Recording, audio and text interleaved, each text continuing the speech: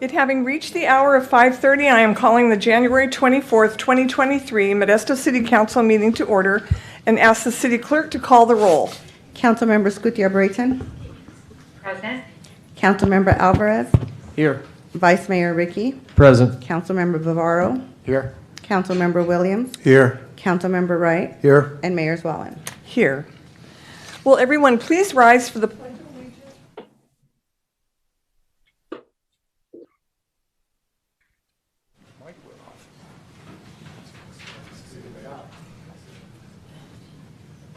I pledge allegiance to the flag To the flag of the United States of America, and to the republic for which it stands, one nation, under God, indivisible, with justice for all.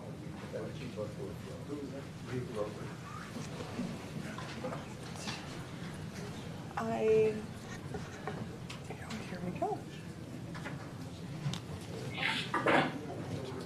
Thank you, everyone.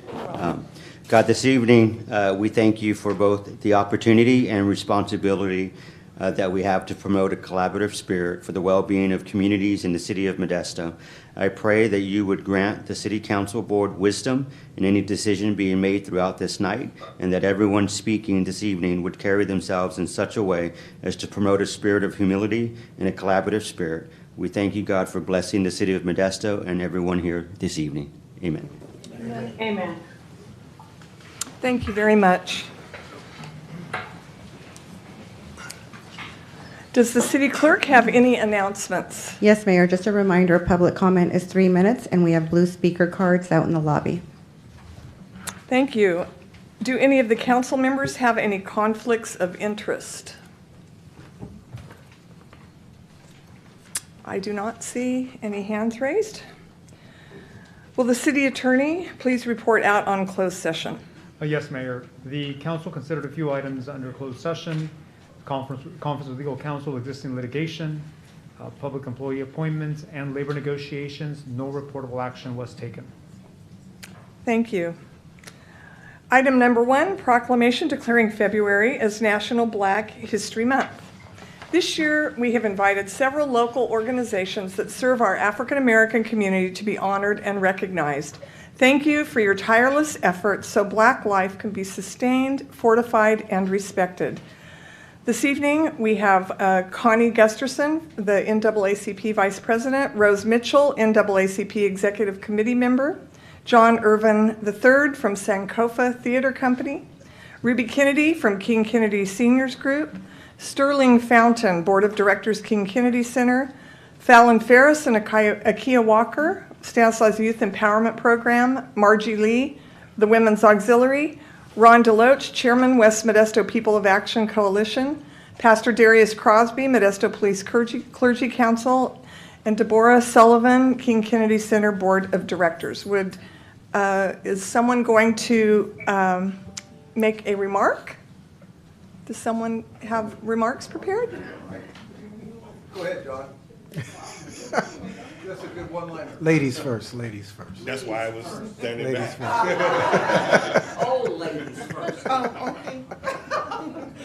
No, I'd like to thank you for the opportunity of being here tonight and representing the King Kennedy Seniors for a very long time. And I'm very, very proud to be here tonight to receive this honor. Thank you. You're welcome. All right. Do we have, oh, sorry, were you going to make a comment? Yes. Okay. My name is Margie Lee. I'm representing the Women's Auxiliary. Our group has been active here in the community for over 34 years, giving out scholarships to youth in Modesto, in fact, all over Stanislaus County. And I'd just like to say thank you to the council for recognizing Black History Month. And on behalf of the community, I'd just like to say that we appreciate that because, as we all know, Black history is American history. So thank you for that. Also, just wanted to point out that the African American community has been here in Modesto and working alongside all the other groups since the the late 1890s. My husband's family came here late 1890s and have been in the community for a long time, so we're all very vested in the community. So thank you, we appreciate it. You're welcome. On behalf of Modesto Stanislaus NAACP, we want to express our gratitude for the entire community for this recognition today. And although we stand on the shoulders of those who advocated for Black History Month, we look forward to the day when every day we can be celebrated in history as one. All right. Good evening, Deborah Sullivan, President of the King Kennedy Board of Directors. We'd like to invite you to our Black History program, which is on February the 26th, it's a Friday at 6 o'clock. And thank you once again for recognizing the Black History Month. Thank you. You're welcome.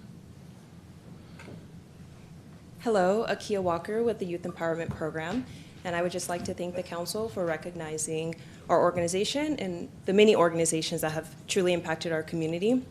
And I am grateful for all of those that have paved the way for our younger generations to continue to impact our community. And I just want to thank everyone. Thank you. You're welcome. If you don't appreciate my words, you will appreciate my brief stance here. I just want to come in representation for the Modesto Police Clergy Council. 30 years ago, I was the youngest pastor here. That is no longer true, as you can look at my face and tell. Thank you. The last line I want to say is a man walked out one night and looked up at the stars, that days that decked the heavens like swinging lanterns of eternity. For this word was spoken. Behind those stars lies a purpose that embraces the whole of mankind, and that's a God concerned about his children. God bless each of you, and thank you for acknowledging this day. Thank you. All right. All right.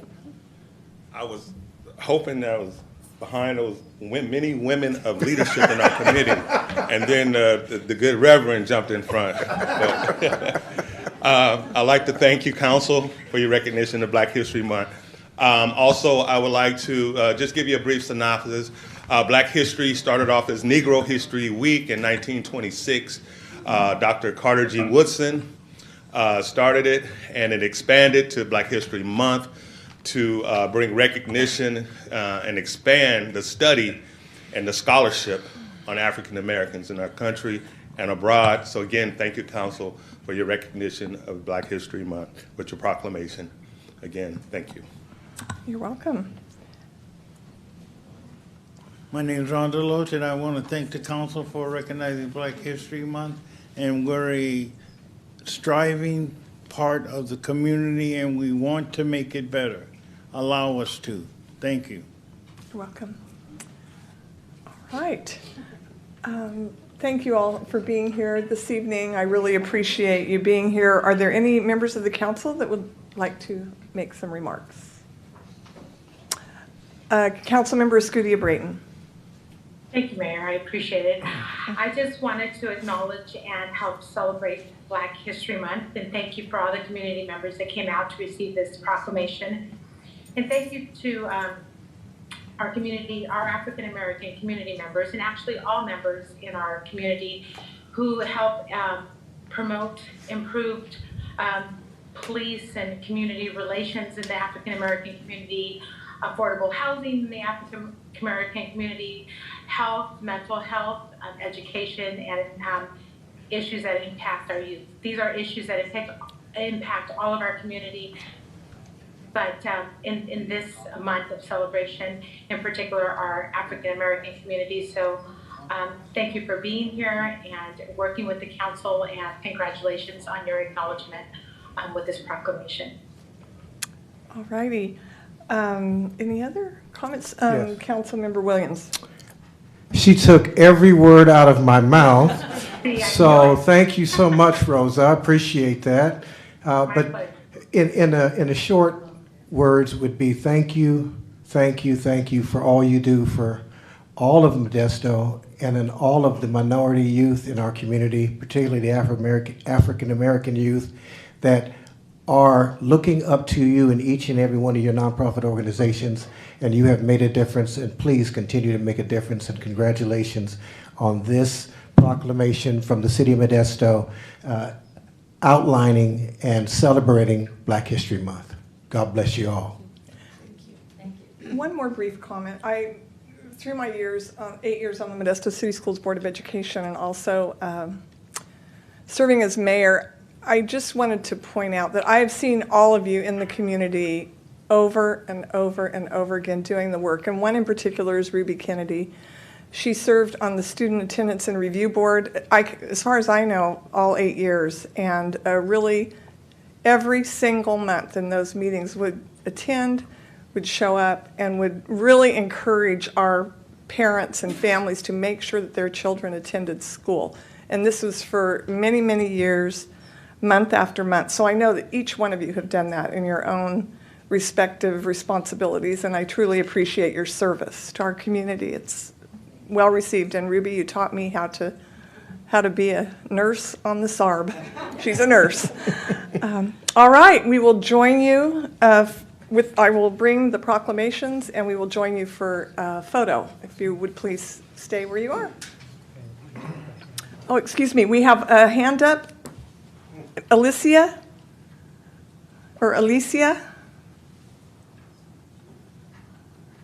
I'm not sure if you wanted to speak regarding this item.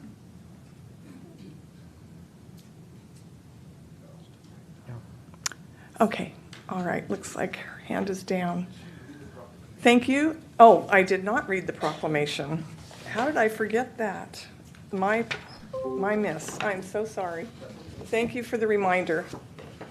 All right, this is proclaiming February 2023 as Black History Month. Black History Month has been officially celebrated in the United States since 1976 in order to promote the cultural, economic, political, and social contributions made by our Black community to help build this great nation. And the 2023 national theme for the observance is Black Resistance, which recognizes that African Americans have resisted historic and ongoing oppression in all forms. And the City of Modesto is committed to equity and inclusion and continues to work toward becoming an inclusive community in which all residents, past, present, and future, are respected and recognized for their contributions to our community and country. Now, therefore, the Modesto City Council hereby proclaims the month of February 2023 as Black History Month in the City of Modesto and urges all our residents to commit to working toward the ideals of equality, freedom, unity, and the abundance of opportunities that our country represents. Dated this, is this the correct date? 24th day of January 2023, and I have signed it. We will join you now.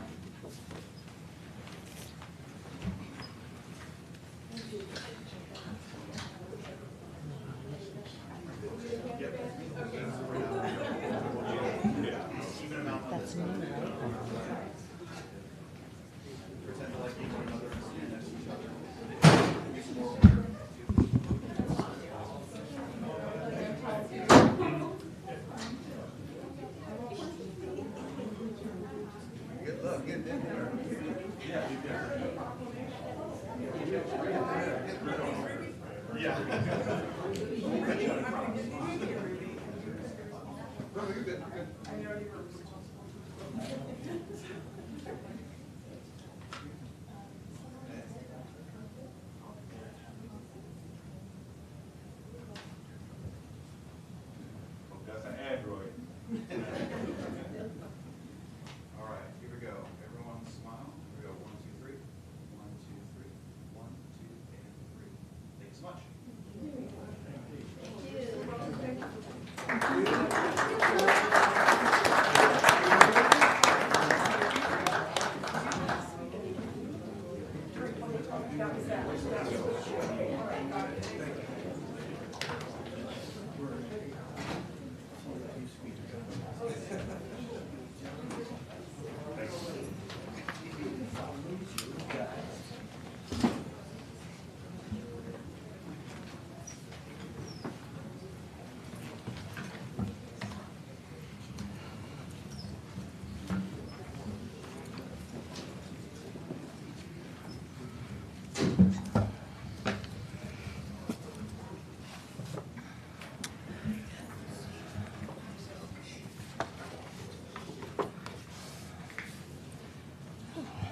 right, next is item 2, a proclamation declaring February as National Cancer Prevention Month.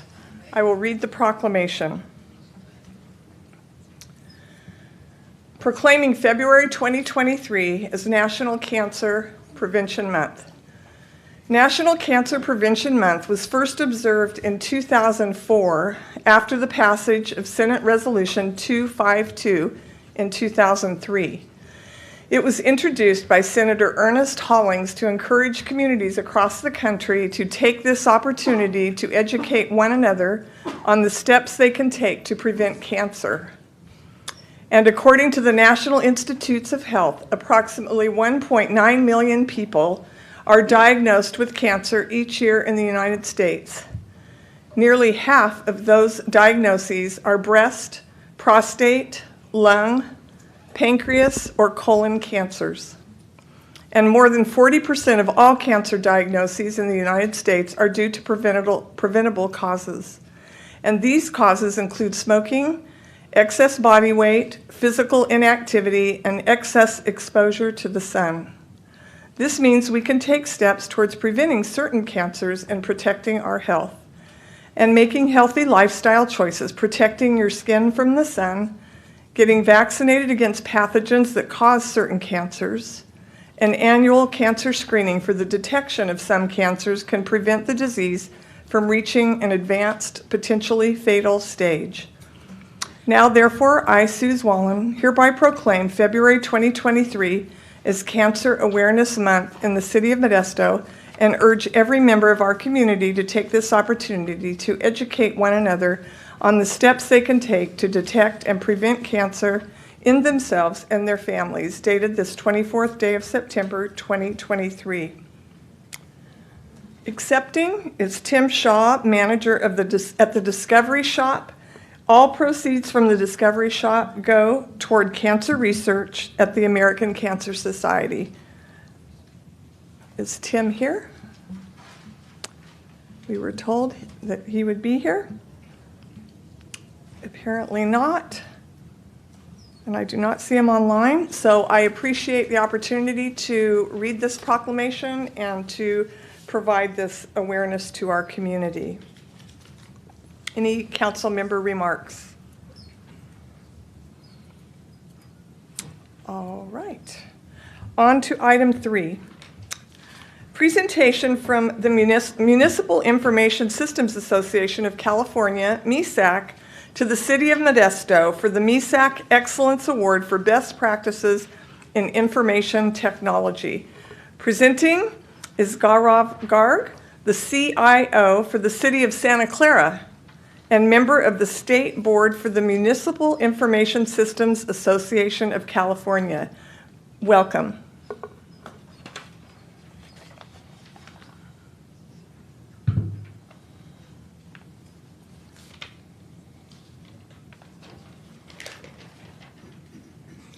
Thank you, Mayor Zwallen, and honorable council members, city manager. Thank you for attending the MESAC conference. I'm a big fan already.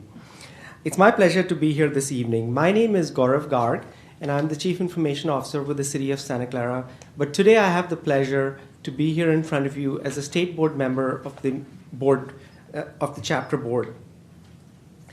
MESAC is a statewide organization with membership exceeding 1,600 information technology professionals representing over 340 cities and special districts in California. The association was founded in 1980 to promote effective and efficient municipal government through cooperation and amongst municipal technology professionals via its 4 pillars of education, member resources, relationships, and advocacy. The Excellence in IT Practices is one such resource. This is a recognition program designed to foster and distinguish outstanding IT service delivery and governance practices. It requires the submission of a detailed questionnaire examining practices across 12 subject areas containing 105 questions. It takes a great deal of effort to complete, but once you do this, you have a complete audit and a baseline of your entire IT organization. Applicants are evaluated in the areas of strategic planning and budget, purchasing, operations, customer satisfaction, internet, technology and project management, professional development, disaster preparation and recovery, security, audit and regulatory compliance, GIS, and other miscellaneous areas. So as you can see, there's a very detailed audit of your entire IT stack. Evaluation criteria are also updated every year to incorporate new standards and best practices, so applicants are held to the highest standards in keeping with moving technology and latest evolving technology. Evaluations are scored and, depending on their merit, may receive one of two levels of award. The Achievement Award, signifying the agency meets standards and best practices, while the much tougher Excellence Award signifies the agency's practice exceed local government standards. On behalf of MISAC, it is my distinct pleasure to recognize Scott Kahn, Chief Information Officer, and his management team, Kevin Harless, James Dodson, Phil Calabreth, and Lori Lee Edel, and present the City of Modesto with MISAC's highest award of excellence in information technology practices. This is the 7th time the City of Modesto has won this award, and the first time in the last 9 years that Modesto has submitted and achieved this award. Of the many agencies that applied for this year, only 18 California agencies received the Excellence Award. Congratulations to Scott and his entire management team. They're the silent heroes here, working behind the scenes all through COVID, every day in and out, 24/7, in making Modesto a better, stronger, smarter city through technology.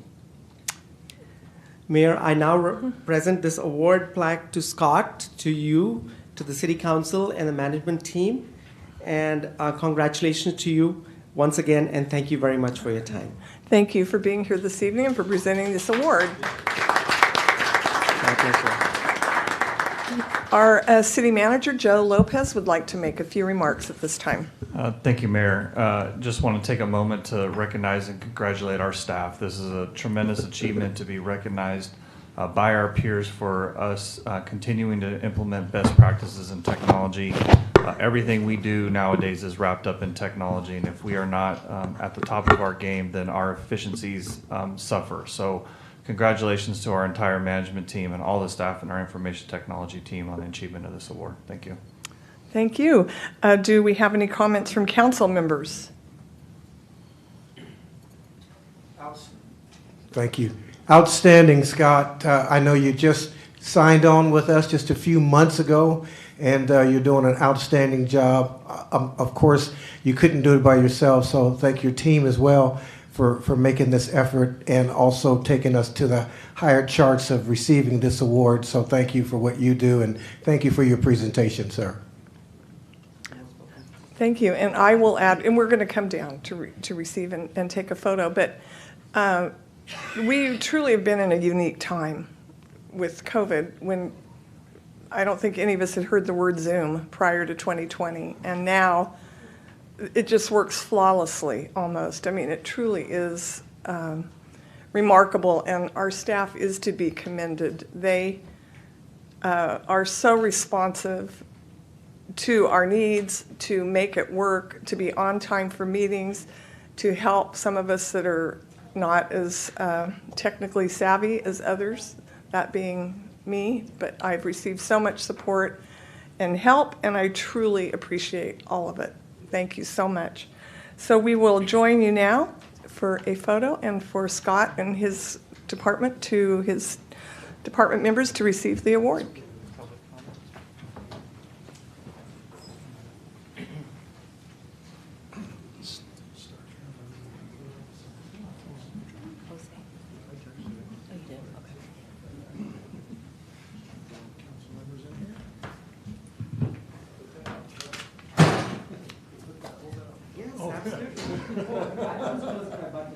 You tell them, Councilman. You gotta hold this. You got everybody? All right. Here we go. Everyone smile. 1, 2, 3. 1, 2, 3. 1, 2, and 3. Thank you so much. Thank you. Thank you. Congratulations. Congratulations. Great. I'll see you tour. Great. Thank you.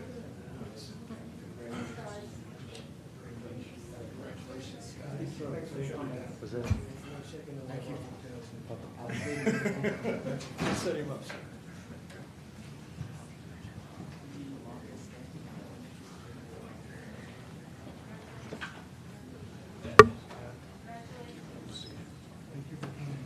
If something stupid happens,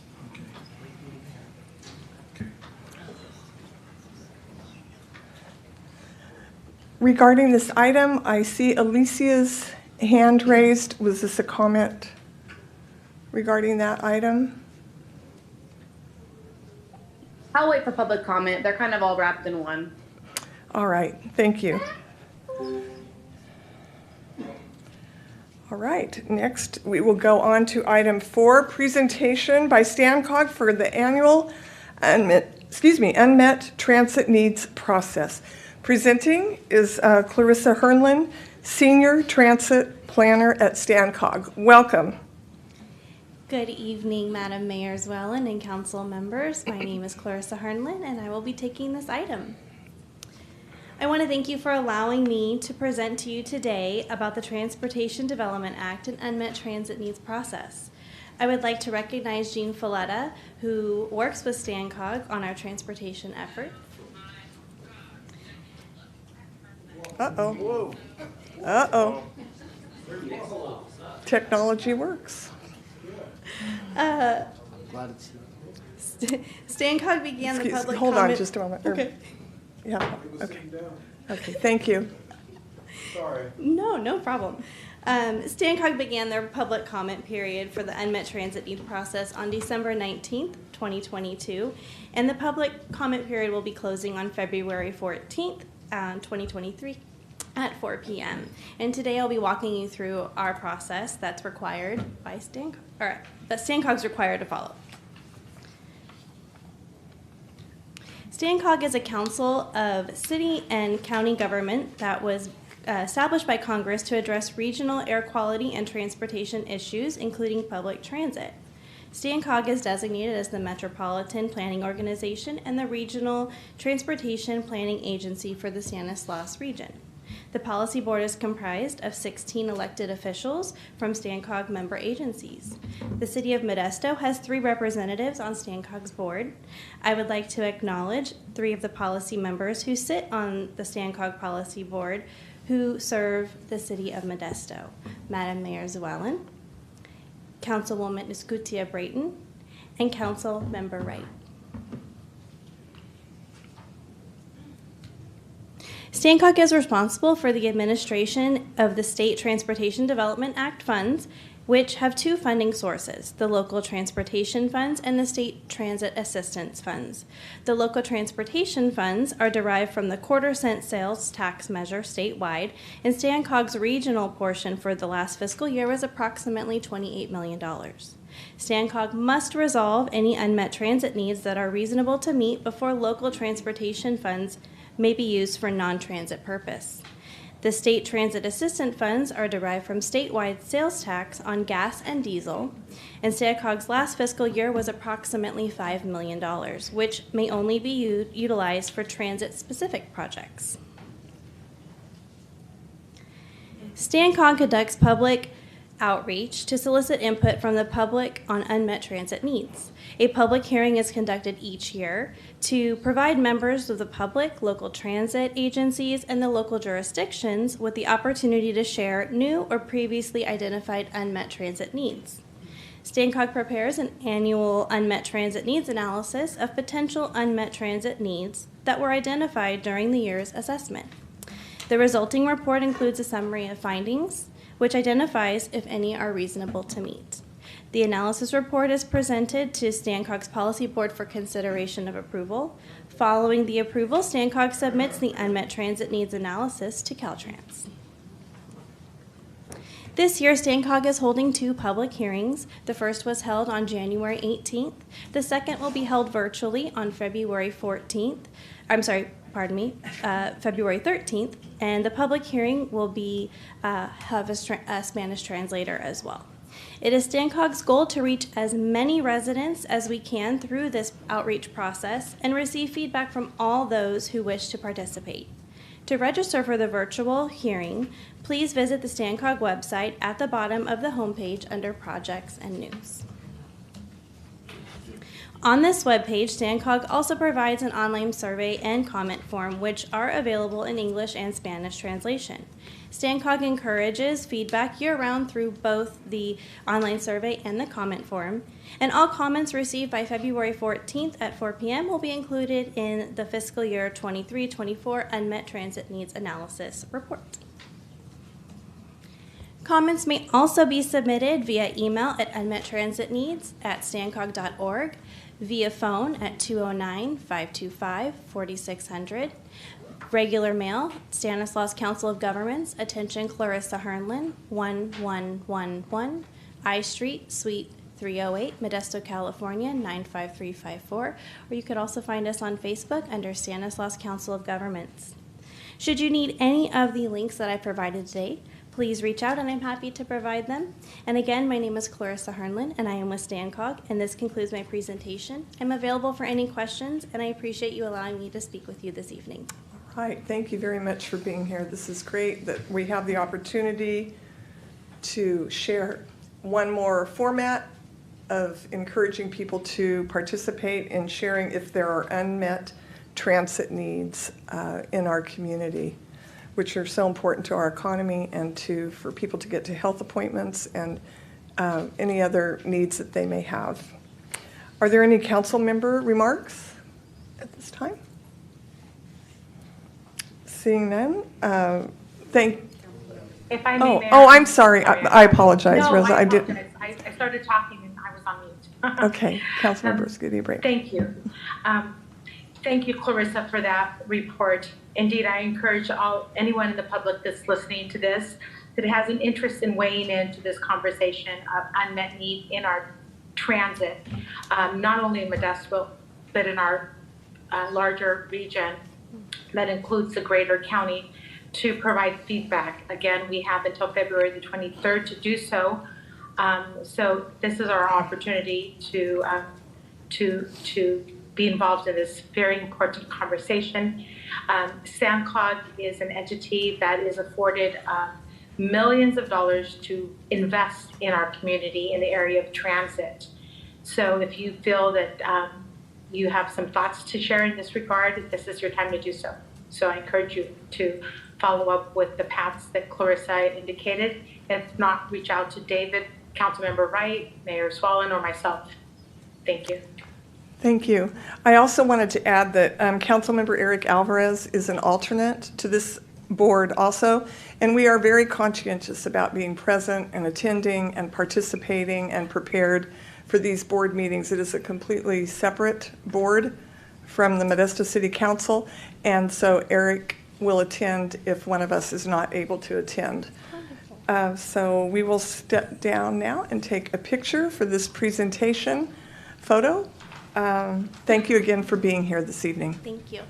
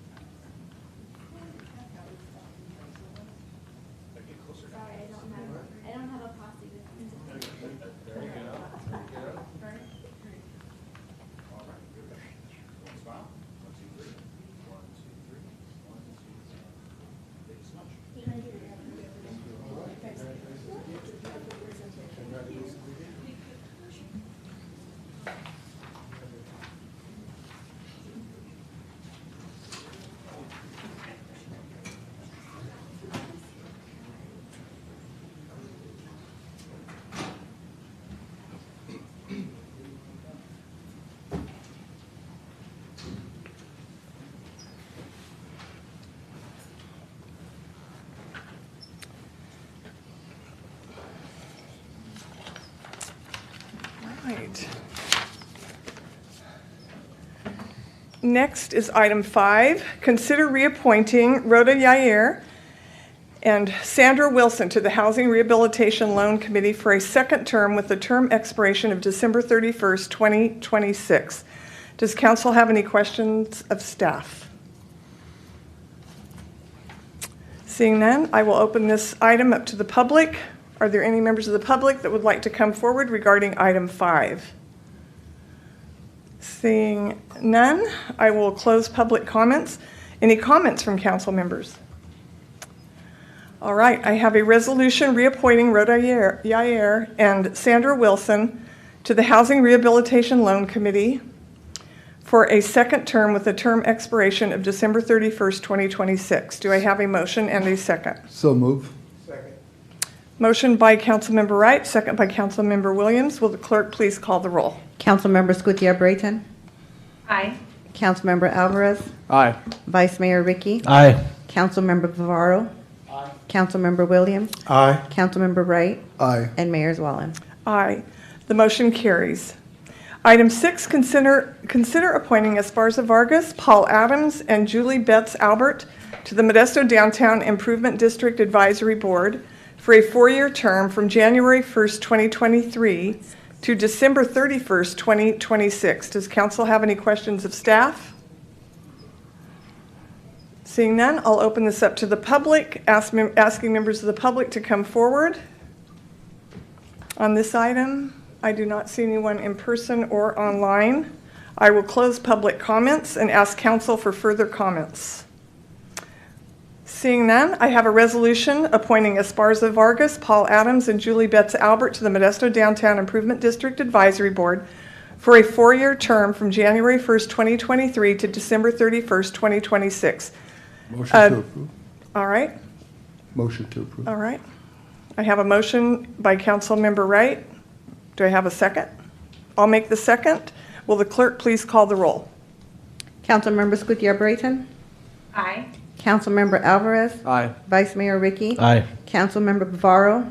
Aye. Councilmember Williams. Aye. Councilmember Wright. Aye. And Mayor Zwallen. Aye. The motion carries. Item 7, consider approving the appointments of Elena Martinez and Catherine Zagone to fill 2 Modesto resident vacancies on the Culture Commission for a 4-year term from January 1st, 2023 through December 31st, 2026. Does council have any questions of staff? Seeing none, I'll open to the public. Each member of the public has 3 minutes regarding this item. I do not see anyone in person or in line. I will close public comments. Council members have any comments? Move to approve. Seeing none, we have a motion for a resolution approving the appointments of Elena Martinez Second. and Catherine Zagone to fill 2 Modesto resident vacancies on the Culture Commission for a 4-year term from January 1st, 2023 through December 31st, 2026. And I had a motion from Vice Mayor Ricky and a second from Councilmember Williams. Will the clerk please call the roll? Councilmember Gutierrez-Brayton. Aye. Councilmember Alvarez. Aye. Vice Mayor Ricky. Aye. Councilmember Bavaro. Aye. Councilmember Williams. Aye. Councilmember Wright. Aye. And Mayor Zwallen. Aye, and the motion carries. Item 8, consider approving the reappointment of Ricardo Shamaria of the Modesto Golf Club and the appointments of Arnold Fidalgo of the Sirs Golf Club and Jeffrey Lamberin, member-at-large, to the Golf Courses Advisory Committee for a 4-year term from January 1st, 2023 through December 31st, 2026. Does council have questions of staff? Seeing none, I will open it to the public. Each person has 3 minutes regarding this item, number 8. I do not see anyone online or in person. I will close public comments. Any comments from council? All right, I have a resolution approving the reappointment of Ricardo Samario of the Modesto Golf Club and the appointments of Arnold Fidalgo of the Sirs Golf Club and Jeffrey Lamberin, member-at-large to the Golf Courses Advisory Committee for a 4-year term from January 1st, 2023 through December 31st, 2026. Do I have a motion? Motion. Motion from Councilmember Williams. Second. Second from Councilmember Alvarez. Will the clerk please call the roll for this item? Councilmember Scutia Brayton. Aye. Councilmember Alvarez. Aye. Vice Mayor Ricky. Aye. Councilmember Bavaro. Aye. Councilmember Williams. Aye. Councilmember Wright. Aye. And Mayor Zwellen. Aye. The motion carries. Thank you all. Next is public comment period. Does anyone wish to speak on any item under public comment? This is for items not on the council agenda, and each person has 3 minutes to speak. And I have blue cards here, and I will go in the order received. First one is Gina Woods.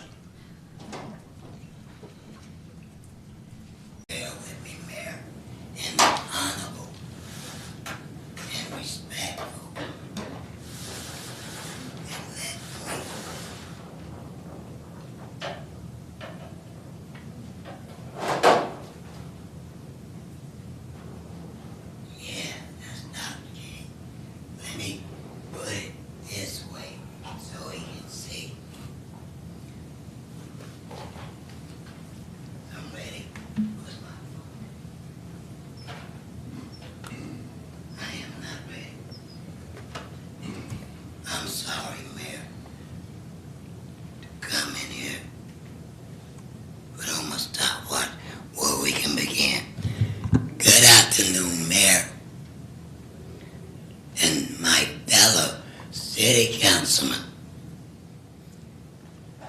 Mayor, I am disturbed. I'm sick. I never mentioned that, but I'm sick. I have never been discredited as a public figure representing the Commission on Aging as the first minority. Anywhere I go, Mayor, they done me dirty. You know, when they came and said a first march, because they said, Sebastian, I heard you've been fighting for a march on Martin Luther King. I said, yeah, but I gave up. Well, I want you to come in with me. Here it is right here. Martin Luther King Committee. A beautiful day. We're honoring Dr. King, not ourselves. I'm sick, Mayor. I'm hurt from the deepest. From the deepest. For 3 people. Disrespect my disability. Jeremiah, for many years, Lord Jesus, just take over the man's church. He has no willpower for Dr. King, but just to get his name. It's wrong. I'm on a mission. I'm on a mission, Mayor. And my mission is, whatever I do, when I got 5,000 signatures to name that parking center and get our first statue. Let me tell you what they did to me. They might as well shouldn't have invited me. This is sad.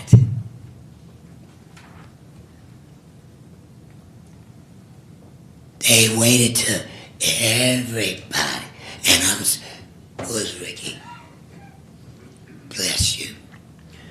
Where's David? Bless you. But I tell you what, you see that young man there, Eric? He was the only one that embraced me with love. That man. And told me he believed in my cause. That man, I got Me and him go way back. He's not new to me, he'll tell you. It's because the way I speak and put on my act, hell, let me be Sebastian. But that's so be you take note. City manager, you got work to do. They disrespect me in front of, after the senators left. They didn't call me, not even the city. I got about 75 of these. I put them in a box. I bet you go to Jeremiah house, he probably got a whole wall. That doesn't mean nothing to me. When have you fed the homeless? I gave out 20,000 masks. 200 test strips. I was on the freeway for the homeless. I gathered 200 cases of water. I don't like talking about this because it's not me, but that man, the one in 2017 when we had a racist white woman come down here in culture when they was trying to fight up there in Berkeley. He paid $500 to go here. A white woman talk racist. And they... Sebastian? I'm almost through, Mayor. Okay, Please okay. allow me. I'm sick. I understand. We got to wrap it up. We're going to wrap it up. And these Republicans, I see why they give his boy money. They said David Wright was the organizer for in culture, unless it's another name with David Wright. See, they look out for me. I may be in trouble with the sheriff, because that's their boy. I speak freely. Mayor, I love your husband. He's a good man. You trust me to go to your house. But that man is a fraud. He said he'll preach him. Sebastian. Okay, Mayor, I know. But we're going to do this every Tuesday. Mayor, Mr. Sanchez, I'm looking at $1.5 million lawsuit. He turned up the music. Okay, Sebastian, it's time. I'm finna go, Mayor. Okay, it's time. But when I was at the podium, the man turned up the music so I couldn't speak. He violated my First Amendment of speech, and he divided my Lord Jesus. I didn't think I was disabled, but he violated every disabled people. And I'm asking this city to come out next Tuesday. Bring your people with disability. We're not going to have anybody laugh. Okay, Sebastian, it's time. I know it's time. All right. Mayor, it's time. I'm sick. Okay. All right. He must be sanctioned. Okay, we have to wrap it up. That's it. I'm sick. God bless y'all. Thank you. You'll be with him, Dave. Sebastian, it's time. I'm sick. They got me on nerve, people. I never felt like this.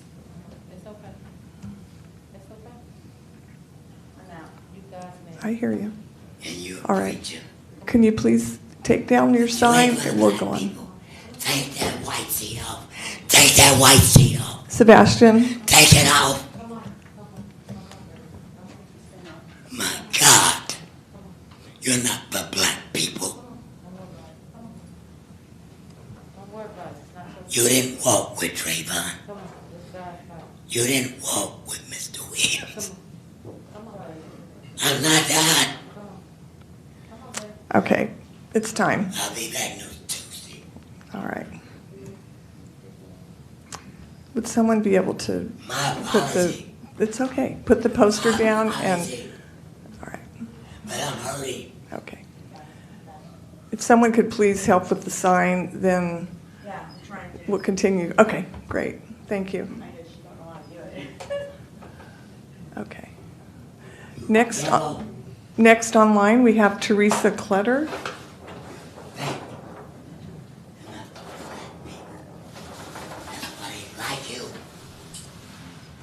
Hello? Hello. All right, Teresa, Hi. Teresa, hold on just one moment. Okay. Okay. Hold on. All right. You go ahead. Okay, Teresa, go ahead. Hello. I'm here for two things. One is I have a city tree that's on my property, and I have been calling for several years since I purchased the home in 2020. I know the whole COVID thing happened, but how long does it take for somebody to come out and trim this tree? Because now it's hanging over my roof and my entire driveway, and I'm just worried with bad weather, if something were to happen, it's either going to fall on all of my cars or partial of my roof. So it would be great if somebody can finally contact me because I'm tired of calling. And then secondly, I'm here for Paul Chavez, still seeking justice for his wrongful murder by Sam Muncie and Sergio Valencia. And I did hear, or saw rather, not hear, that Sergio just got promoted to K-9 unit.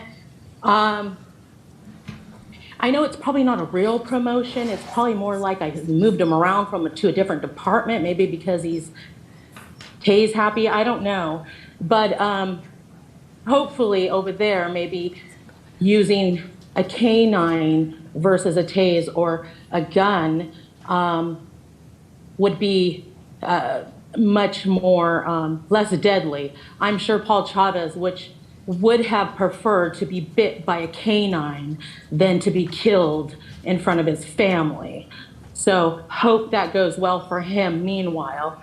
And as far as Paul Chavez, seeking justice for him and having the DA pick up this case because it was not justified. And it really drives me crazy that they think that this is justified. You know, so if anybody has anything that they can do or say to push that DA to pick up this case, so that way Sam Muncie is held accountable for being trigger happy in 26 seconds upon arrival. So this way it doesn't happen again, because now Modesto's kind of on the map for their cops killing people. So don't call 911 because you might just get killed or your loved one. Thank you. Next, Carla Davies.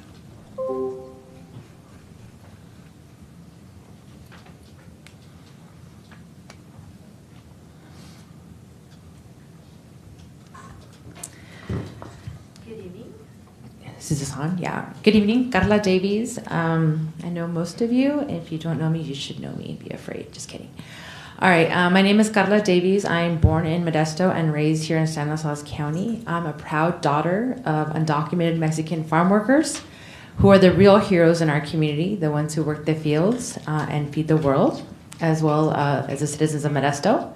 Also, proud member of District 5. Thank you, Jeremiah, for serving, and thank you all for being of service.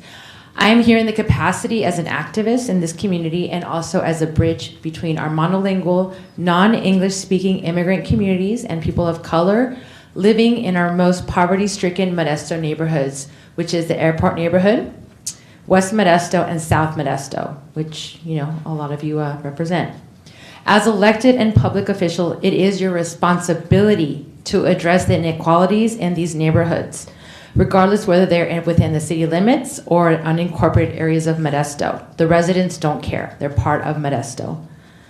I'm here today to provide a voice for those residents living in these neighborhoods and ensure they are not forgotten as you continue exploring solutions to our city's affordable housing crisis. And it is a housing crisis, as you know. Affordable housing is critical to the lives of the underserved, which include low-income families, individuals with disabilities, and our elderly. Because affordable housing provides stable and safe living environment for them. Without access to affordable housing, our working class families are forced to live in overcrowded and substandard conditions. You can go to any of these neighborhoods and see it for yourselves. I know you've seen them. And that has a negative impact on the physical and mental health of the families and children living in these communities, which as public officials, you are responsible for. That is why you're elected. And if you're not elected and you're part of the staff that works at the city, you're also responsible. You are public funded employees and staff. You all have the luxury that are sitting up here right now to not worry about where you live and how you're going to feed your families. A lot of you are business owners and you're doing great. But I urge you to remember that your reality is not the reality of everyone in this community. While you are thriving, most of our community, which has been discussed, is only surviving. As was already mentioned by the Stanislaus 2030 economic plan, most of our community is living in poverty and they cannot afford the affordable housing. I have received 3 comments from residents from West Modesto, which I will share in just a moment. I know I have 20 seconds, but other people have gone over, so I'm going to go over too. And I will read them in their language, their native tongue, and translate for those of you that are not bilingual, which is most of you. On behalf of our BIPOC, immigrant, and refugee communities, first-generation Americans, please remember that you are responsible to do what is right by our most underserved residents and help find solutions that allow all of us in this community to thrive and pursue the American dream of a better life, not only for themselves, but for their children. Rest assured that the underdogs and the underserved will continue showing up to remind you that we matter and hold all of our elected officials, community leaders, influencers, and business leaders responsible to ensure racial and economic equity is of utmost importance. And I just have 3 short comments from the residents. Construyan hogares que estén a nuestro alcance, which means please construct homes that are within our reach. Next one. Oops. Muy caras las rentas y difícil conseguir viviendas. Rent is too expensive and we cannot afford housing. Please, rentas más bajas, more affordable rents. I also want to say that in behalf of the West Modesto Community Collaborative, we are going to take on the rental, the injustices that are happening. We're going to bring it to you. We will show up in the masses. We will show up in all our languages and all our colors to ensure that all of you are held accountable. Thank you. Thank you. Next. Online, we have Jonathan.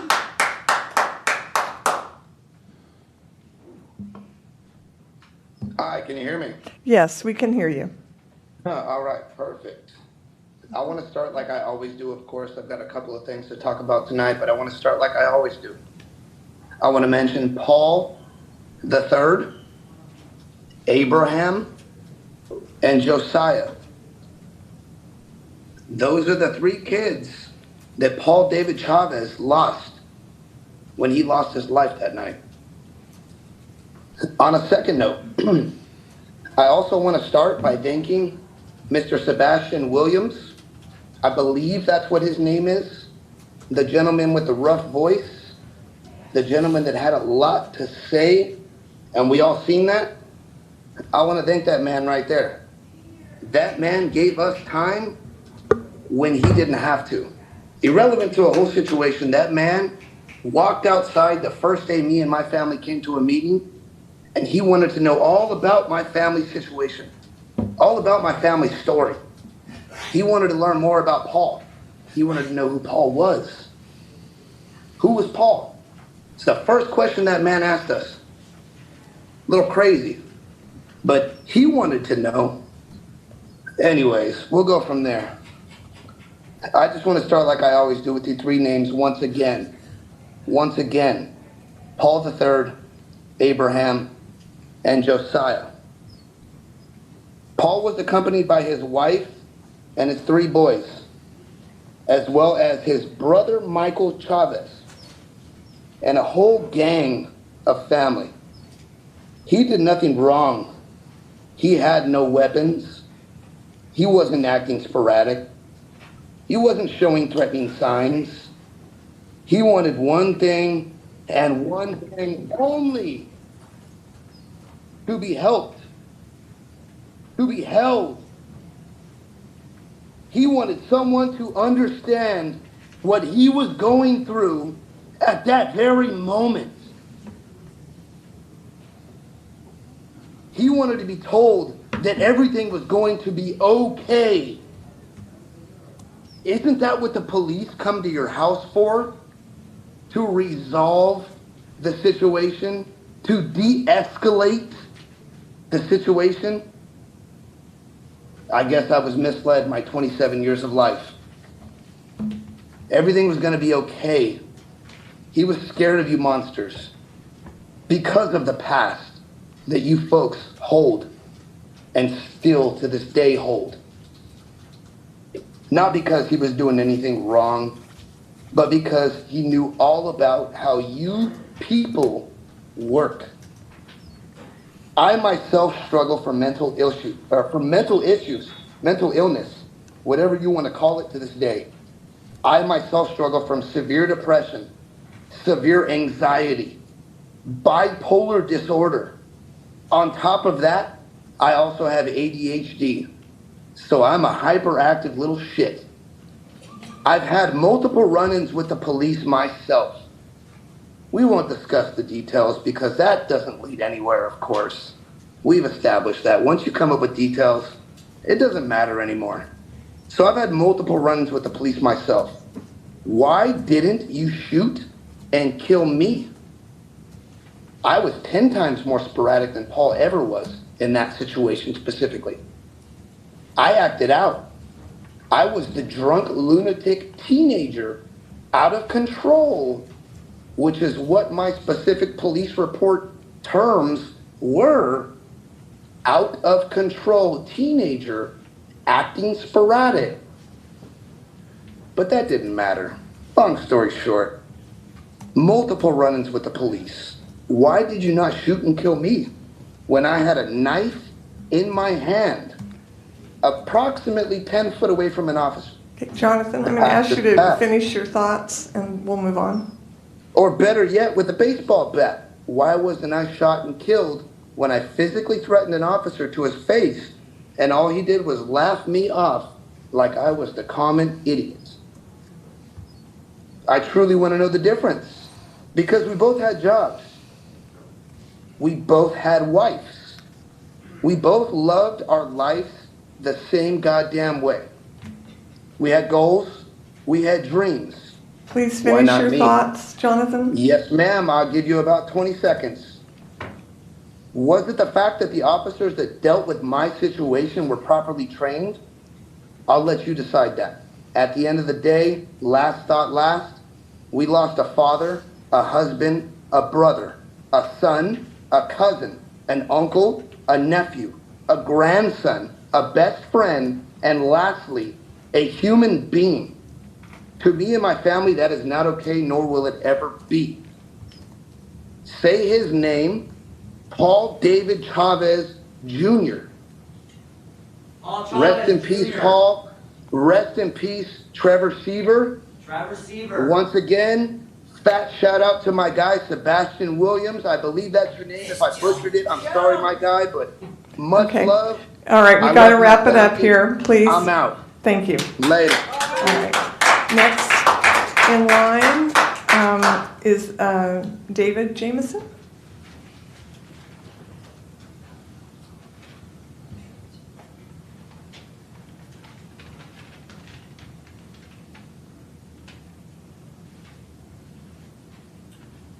Good evening, Mayor Swallen and members of the City Council. My name is David Jameson.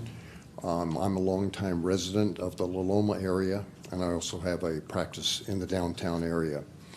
I'm a member of Councilman Nick Bavaro's recently formed Citizen Advisory Committee. We had our inaugural meeting a week ago Friday, and I kind of got volunteered to give the City Council a report. So here goes.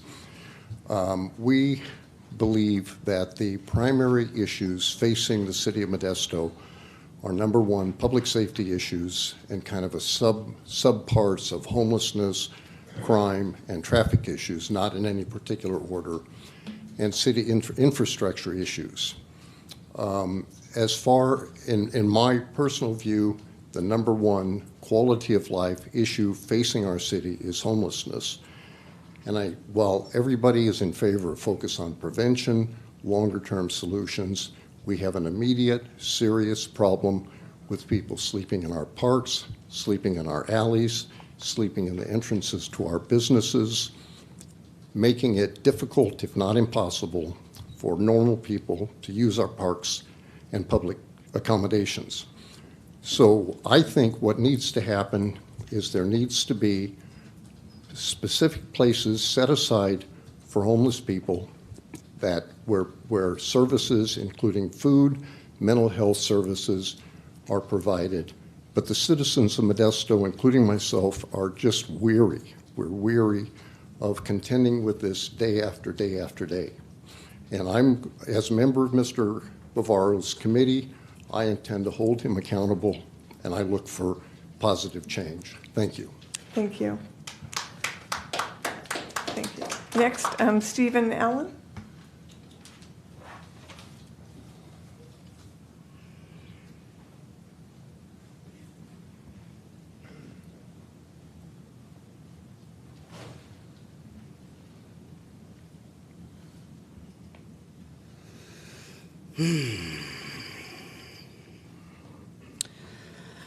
I know I have to rush. I have two things I'd like to say before I head into my main point, the second of them having very much to do with that point.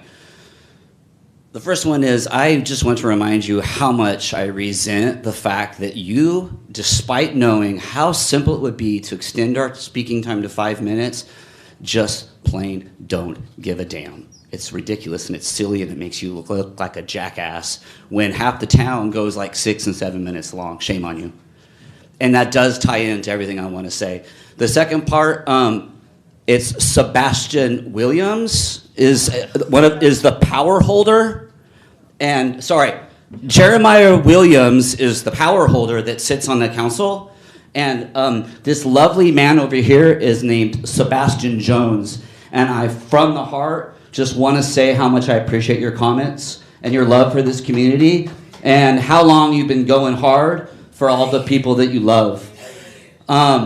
I want to clarify something. I really do feel for Alicia, who spoke earlier, and all of the family of Paul Chavez, who every single one of you in your own way, especially those of you who've been around for a while, enabled to be murdered by a cop in our town. But you know what? I wholeheartedly disagree with her on the subject of racial equality, and we have had plenty of evidence in this room tonight that that's still a problem. And I thank you for declaring a month in honor of black people. But you know what? You guys love your photo ops and you love your declarations. We need to see action on behalf of the people that you are supposed to represent. It's really hard to come up here, pour out my heart, knowing that these people behind me that love to kill are watching me and listening to every word I say, watching the clock. You know, I can't fit in everything I want to say, but you know that you lied to us because you've told us for 2 years. I came with hopeful expectations a couple years ago, hoping to advocate on behalf of the murder victim, Trevor Seaver, whose life your police stole from him and his family and his loved ones.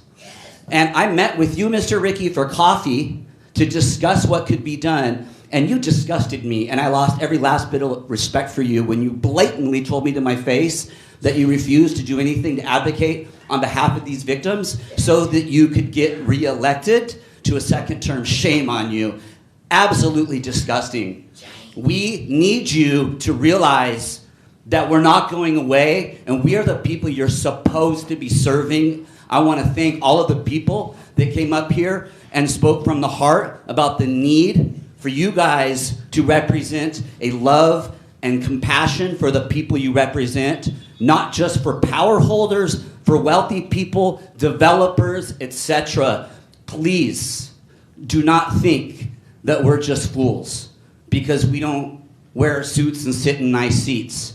I urge you to, at the very least, as a beginning, a show of confidence would be to extend the time to 5 minutes. You've lied to us. We all know it says it on the website. You can talk about it. I resent the way last time I spoke, Sue, that you immediately, shortly after I was done speaking, extended that same courtesy to other people. And I can't help but to think you did it to rub it in. It's disgusting. You can talk. I've seen you do it tonight. You guys can comment, but you don't want to offend the police department and you don't want to offend the Police Officers Association. But this problem has this town has a problem that did not start with Trevor Seaver's murder.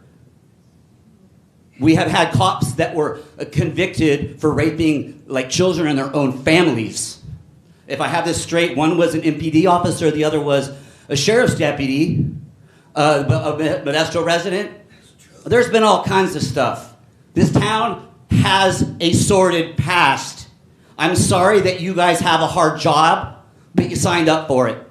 And I want to see you do more than photo ops and declarations because people are in need. I wholeheartedly agree with the statements earlier about the need for rent control. I'm glad you guys seem to be doing well, but I get by, do okay with my 2 jobs. Not everyone can do that, okay? So we're on to you, and if you don't start showing some real compassion, then it might just be time to move on from your cozy little life that you have. Amen. Thank you, Mr. Jones. You're welcome. Liz Garcia.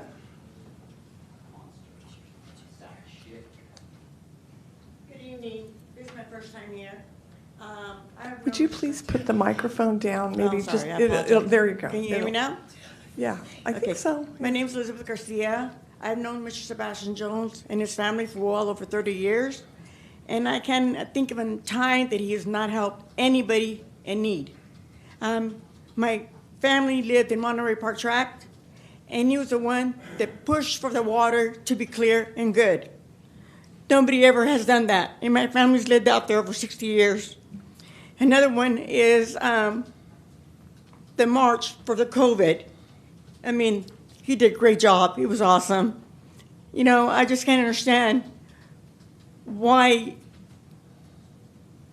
he's not given the audacity to say, great job to Bass. But, you know, the night of, when he said his speech, he's never claimed to be disabled. But that really broke his heart. It broke him. He felt disabled by Mr. Williams and everybody else that was involved in this loud music, blasting his voice out. That was very sad. And I have another thing to say. Mr. Williams, I don't know if you recall in the 80s when you met Mr. Sebastian Jones, you were being accosted by 4 white boys. And he saw the commotion. He went to your rescue and helped you. But I don't know if you recall that. That was in the 80s. Yeah, Mr. Williams, sorry. And excuse me? He was preaching. Yeah, you were preaching. And he was pushing it. And I beat him up. And 4 white boys were attacking you, and he came to your rescue. Those are little things that people forget, who he is and who has helped in our community. Thank you very much. You're welcome. Next. Oh, excuse me. I want to thank Mr. I can't see out of my glasses on. Eric Alvarez, is that correct? I want to thank you very much for standing up for Mr. Sebastian Jones. Very much. Bless you. Thank you. Next is Sarah Johnson. Sarah Johnson? Okay, great. You remember Sarah? Yes.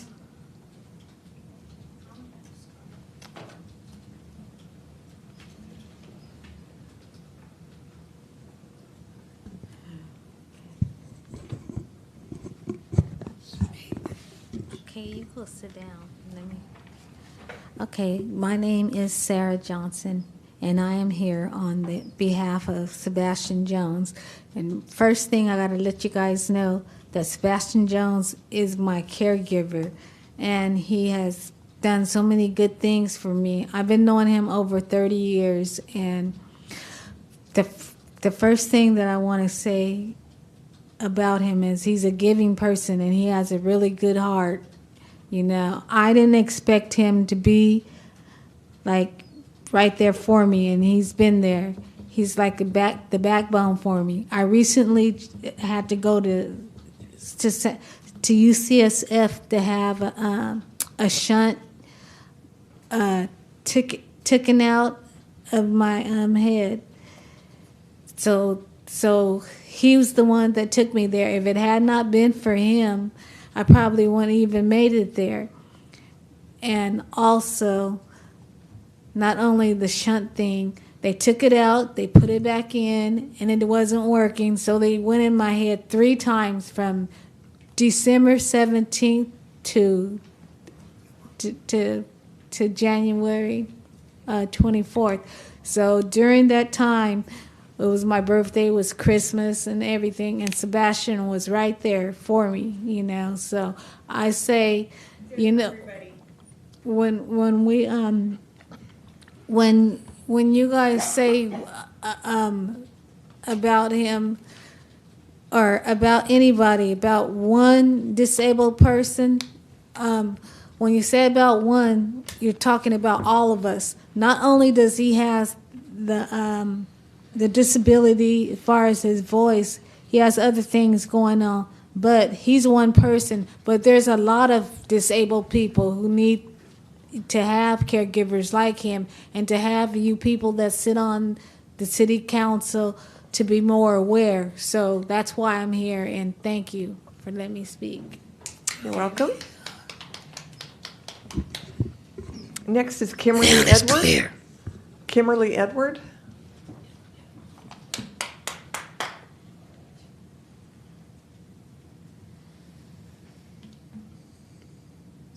Good evening. My name is Kimberly Edwards, and I am here in representation for Sebastian Jones.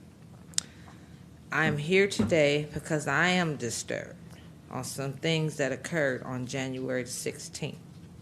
I'd like to say on his behalf, he's already said it, but I've already studied it, I've already prayed about it, so I'm going to say it, what I have to say, okay? I'm going to categorize it. He was singled out, wrongfully done, and prejudicially by disability. We're going to get to that. He was invited to attend an event that he wasn't even going to go to. I talked him into going. I had to work. I said, go. They offered you to come? Go. To be honored. He was going to be honored for the Martin Luther King Jr. Park, all the work and all the fight that he's done for that. Over 15 years of that, okay? When the certificates were being distributed, everyone was called up to receive theirs. He was never called up to receive his. His certificates were placed in an envelope and handed to him at the end of the ceremony.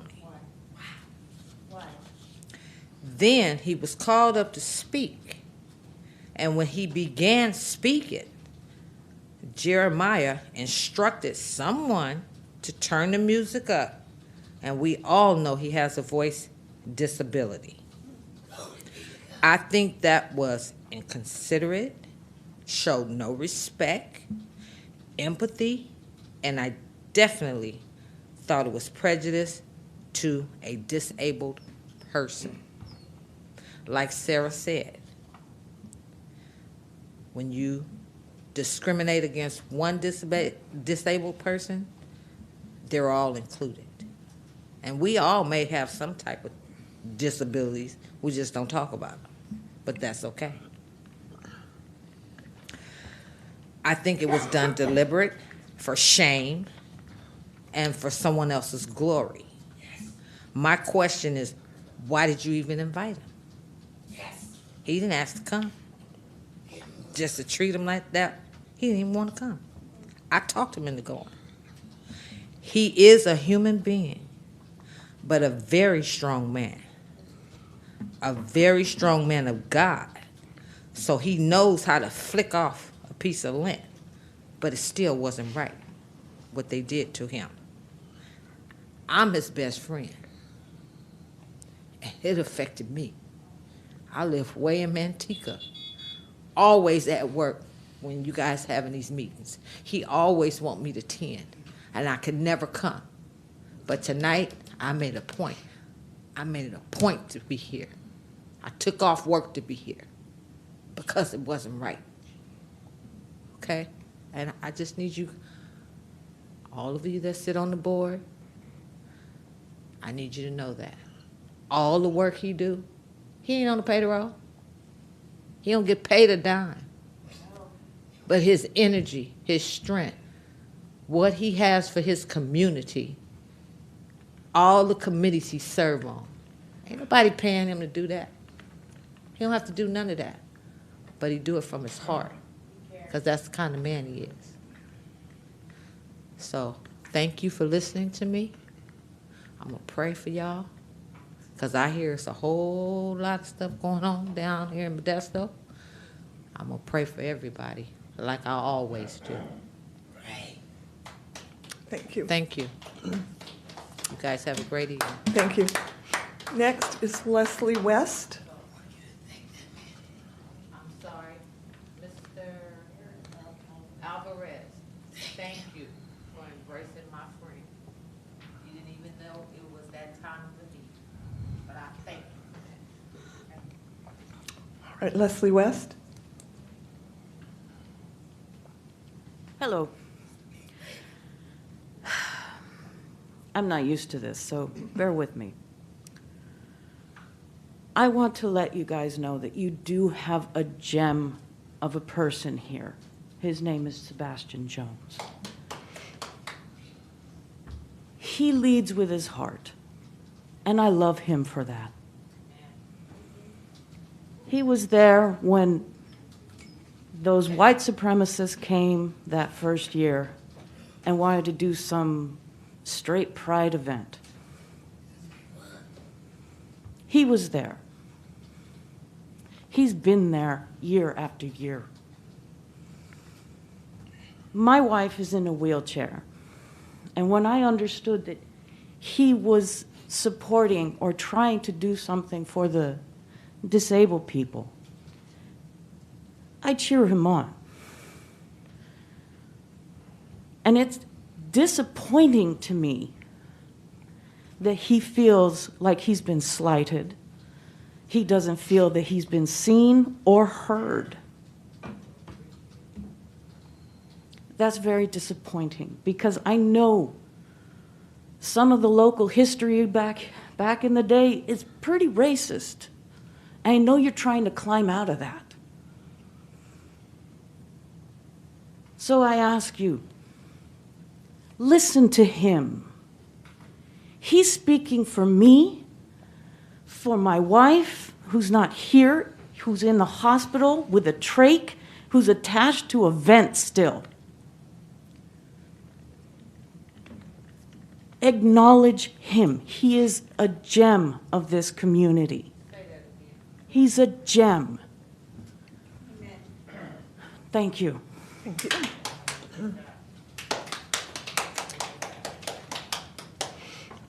All right. I do not have any other blue cards in front of me. Is there anyone else wishing to come forward to speak under public comment?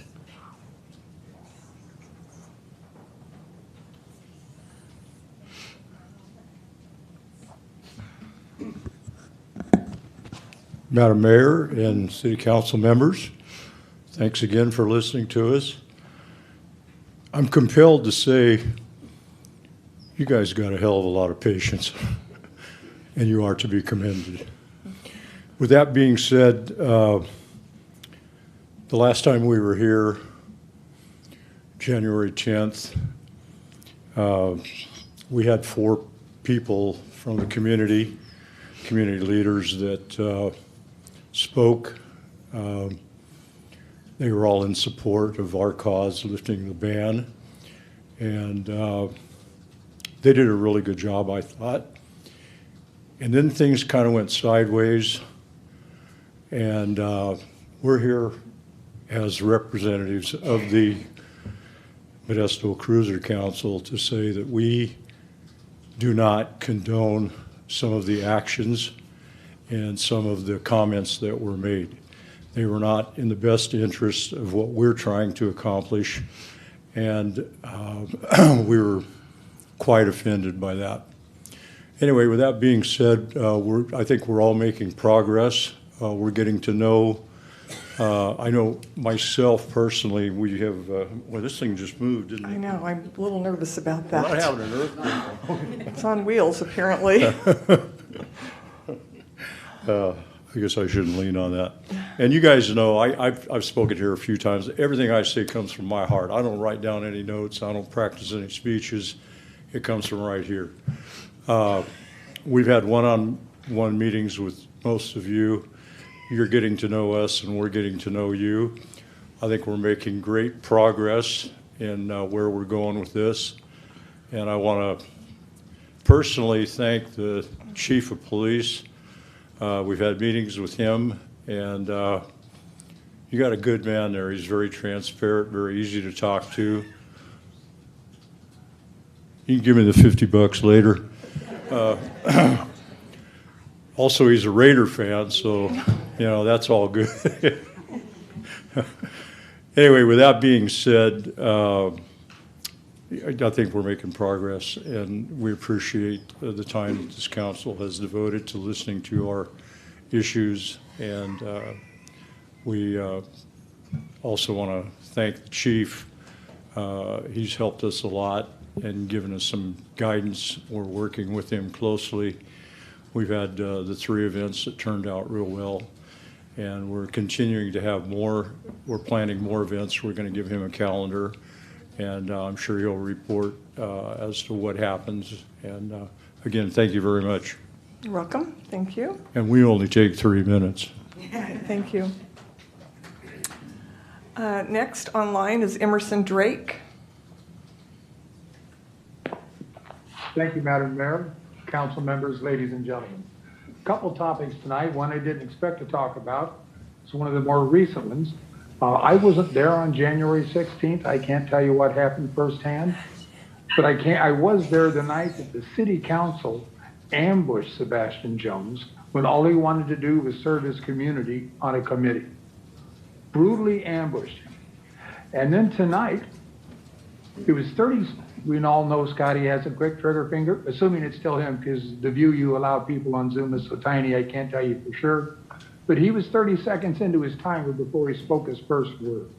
I found that to be sad too. I mean, I know he may run long sometimes, but when you cut him off at the beginning, it doesn't encourage anybody to finish up quick. The other topics that I really called to talk about was I wanted to thank the city staff, especially those that are in the trenches. A few months back, they came and unfortunately our city tree had died and we had roots everywhere, and they came down and very efficiently cut it down, hauled it away, cleaned up the mess. It was fantastic. We had to wait a while for the stump grinding, but we preferred the city staff to do it. We didn't want the contractors who come in and wham, bam, thank you, ma'am. We cut out the stump, the rest of everything's good to go. Sorry. The city came in and they chewed up all those nasty roots, 35 years worth of roots. The yard you could have, the dirt had gone away, had given up the roots. The sidewalk had given up. The city sidewalk had given up. My sidewalk, my driveway was cracked. They came out and took care of business. I so much appreciate that. And just the other day, and this just happened a short time ago, just a couple days ago, somebody came out, and it wasn't from the city, and they actually used a machine and bored a hole about 5 to 6 foot deep right next to it in an empty lot, in front of an empty lot, right next to the sidewalk, and just left. No markers, no anything. So I happened to run across one of the city employees. It was just down the block about 3 days ago, and he was. They were making it so they could read the water meter better. For whatever reason, he had to kind of dig them out down there. I mentioned it to him. So the other day, or just yesterday, we came home. The hole, we'd put up little tiny flags around the hole so nobody stepped in it. Hopefully nobody lost an animal in it. We use the same flags we use to try to save our sprinkler heads from our grandsons when they mow. They came out, they filled it completely, took care of business. It would have been nice to find out what group, because it wasn't them that bored this hole. This wasn't dug, this was bored. But I wanted to thank them for following through and finishing up. And I'd like to pull consent number 9, 10, 13, and 17. And one last one, I know I'm past and I apologize, but I haven't heard anything about the safe parking. I know you voted for it, but it seems to have gone into limbo. And if you've got somebody or some area that you need some help with, nudging them along, I don't care what it is, I'll stand in front of a podium and speak to them to get it moving, because we need that safe parking. Thank you, and again, I apologize for running on. Thank you. Patrick, online.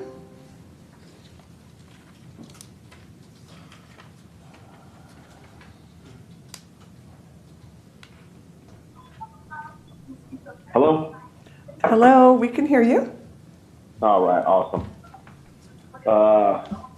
I've been coming to these at least coming or doing Zoom since I knew that it was a thing, and this is since July. And boy, oh boy, do I have to say that things are messed up with the city council. Just tonight, it just made me sick to hear this gentleman, Sebastian, try to talk to you guys about being discriminated against, and you guys shut him up. It's like, oh my God, it's sick. It's freaking sick. It's absolutely ridiculous. I have no words. Now, to my dear friend, Paul Chavez, that was murdered. Still nothing's been done. I have on my car, it says justice for Paul Chavez. Whenever I drive by a cop, they look at me and I'm scared. I'm scared. A matter of fact, I got pulled over, or so to speak, I think because of that decal on my car. And I think it was because it was very big. And so the police officer pulls up, follows me, shines the spotlight on me, doesn't hit the light, but pulls up beside me and shines the spotlight in my face.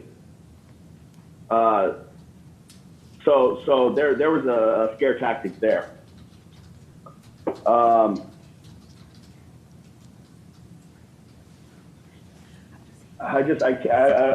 have no words, because I have tried everything. I've tried to say everything I can.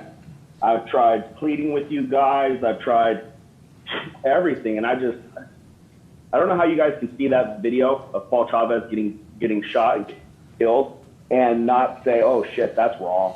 That's wrong. Now in San Leandro, California, right around where I was raised,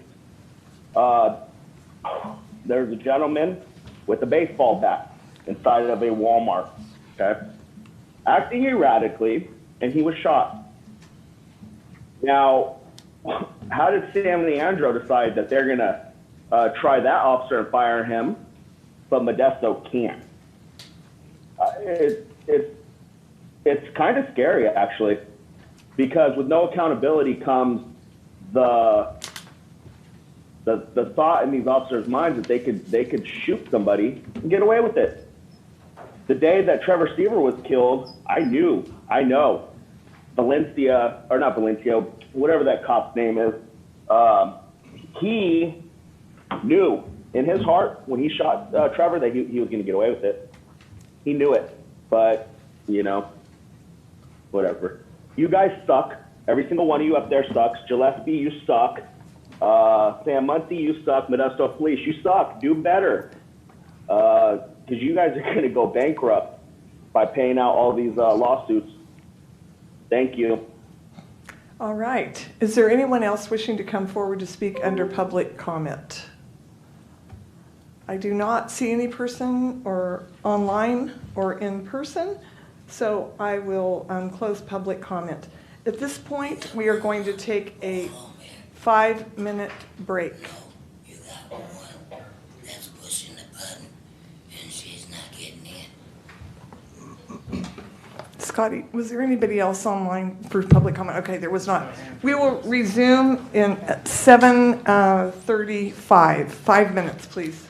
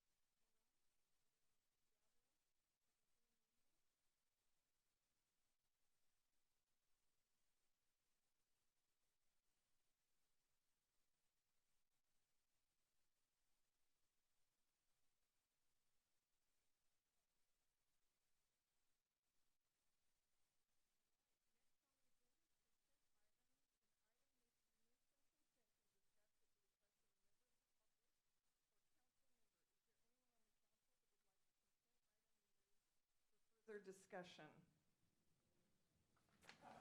Seeing none, is there anyone in the public that would like an item removed from consent for further discussion or comment? We have been requested by Emerson Drake to pull item 9, 10, 13, and 17 for discussion. Will the city clerk please read the consent items? Item 11, item 9 has been removed from consent. Item 10 has been removed from consent. Item 11, consider approving the 2022-2024 state and federal legislative priorities. Item 12, consider approving the First Amendment, increasing the agreement amount with Townsend Public Affairs for state advocacy services to a new total amount of $215,000, and Vance Goyek Associates for federal advocacy services to $322,500, and extending the term of the agreements from April 27, 2023 to November 28, 2023. Item 13 has been removed from consent. Item 14, consider accepting the monthly investment report for October 2022. Item 15, consider accepting a report on fiscal year 2022-2023 vehicle replacements and additions planned for bidding or use of cooperative agreements to comply with bidding requirements. Item 16, consider approving the sale of 5.01 acres of real property at 1500 Robertson Road, jointly owned by the City of Modesto, the City of Ceres, and Stanislaus County as part of the Tuolumne River Regional Park for $191,000, and approving the purchase of such property by the City of Modesto to be used for Sutter Primary Treatment Facility parking lot security project. Item 17 was removed from consent. Item 18, consider approving the plans and specs for the Sutter Neighborhood Straighten and Replace Water Main Project, accepting the bid and awarding a construction contract to West Valley Construction, Inc.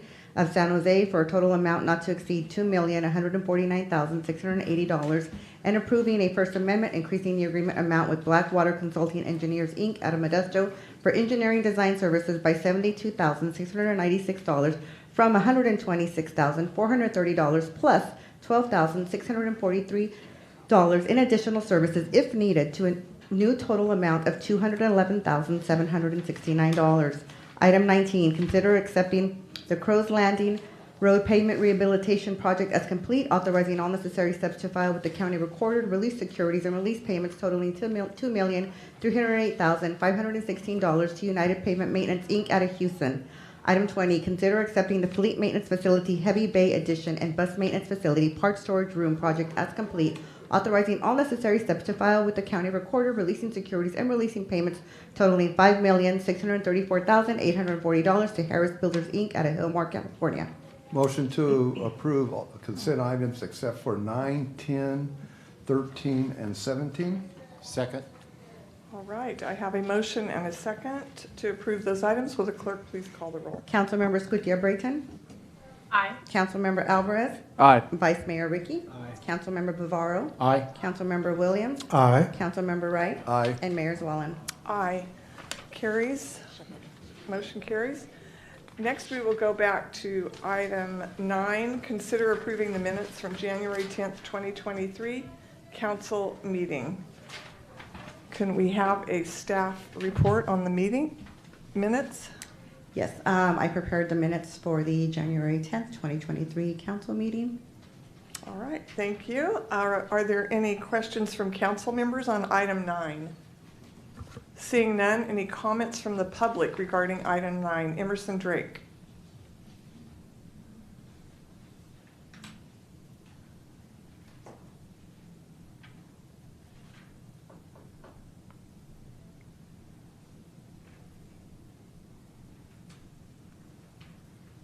All right, Mr. Drake, we cannot hear you. Scotty sent it to me and I missed the button. It's my fault. Oh, that's all right. I apologize. No problem.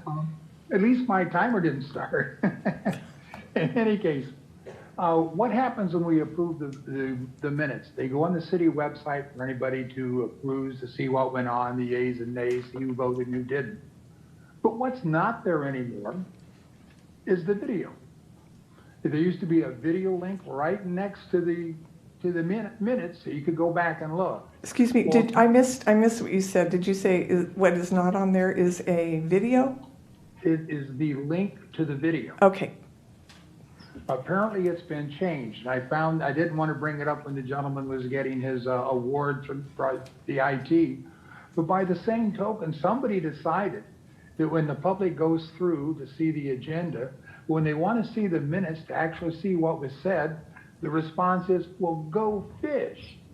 Go find it on YouTube. Well, it would seem to me, and I'm being short-sighted maybe, but the link has always been there. The link works. It can't take that much time to put a link down there on the city website so you can go straight to it. Why make it more difficult for somebody to see? And I'll be honest, when I miss a meeting, I go back and watch them so I can see what went on. I know others do too. But it makes it more difficult when you have to poke around. And I like music on YouTube, but why would the city make it more difficult to find out information about what went on? That's my question. All right. Would someone care to respond? I do not have a response to that. We can certainly investigate it and Mayor. I'm sorry, I can Diane. check on the links and the postings. I know for this past meeting on January 10th, there was a delay for the on-base because of the recording. I think we had an issue with the recording, and just as a FYI, we did have issues with on-base recording this evening as well. But I will look into that, and I will try to make sure that they are posted as soon as we have them available. Thank you. I certainly appreciate that. Thank you for your time. Thank you. Any comments from council members? Seeing none, I need a motion approving the minutes from January 10th, 2023 council meeting. So moved. All right, moved by council member Bavaro and Second. seconded by council member Williams. No, Rosa. She said so moved. All three of you said Second. so moved at the same time. Second. I moved. I'll second it. All right, who did I just say made the motion? Who made the motion? Councilmember Bavaro. Bavaro. All right, may I have a second? May I have a second? I second. Second, Councilmember Wright. Will the clerk please call the roll? Councilmember Scutia Brayton. Aye. Councilmember Alvarez. Aye.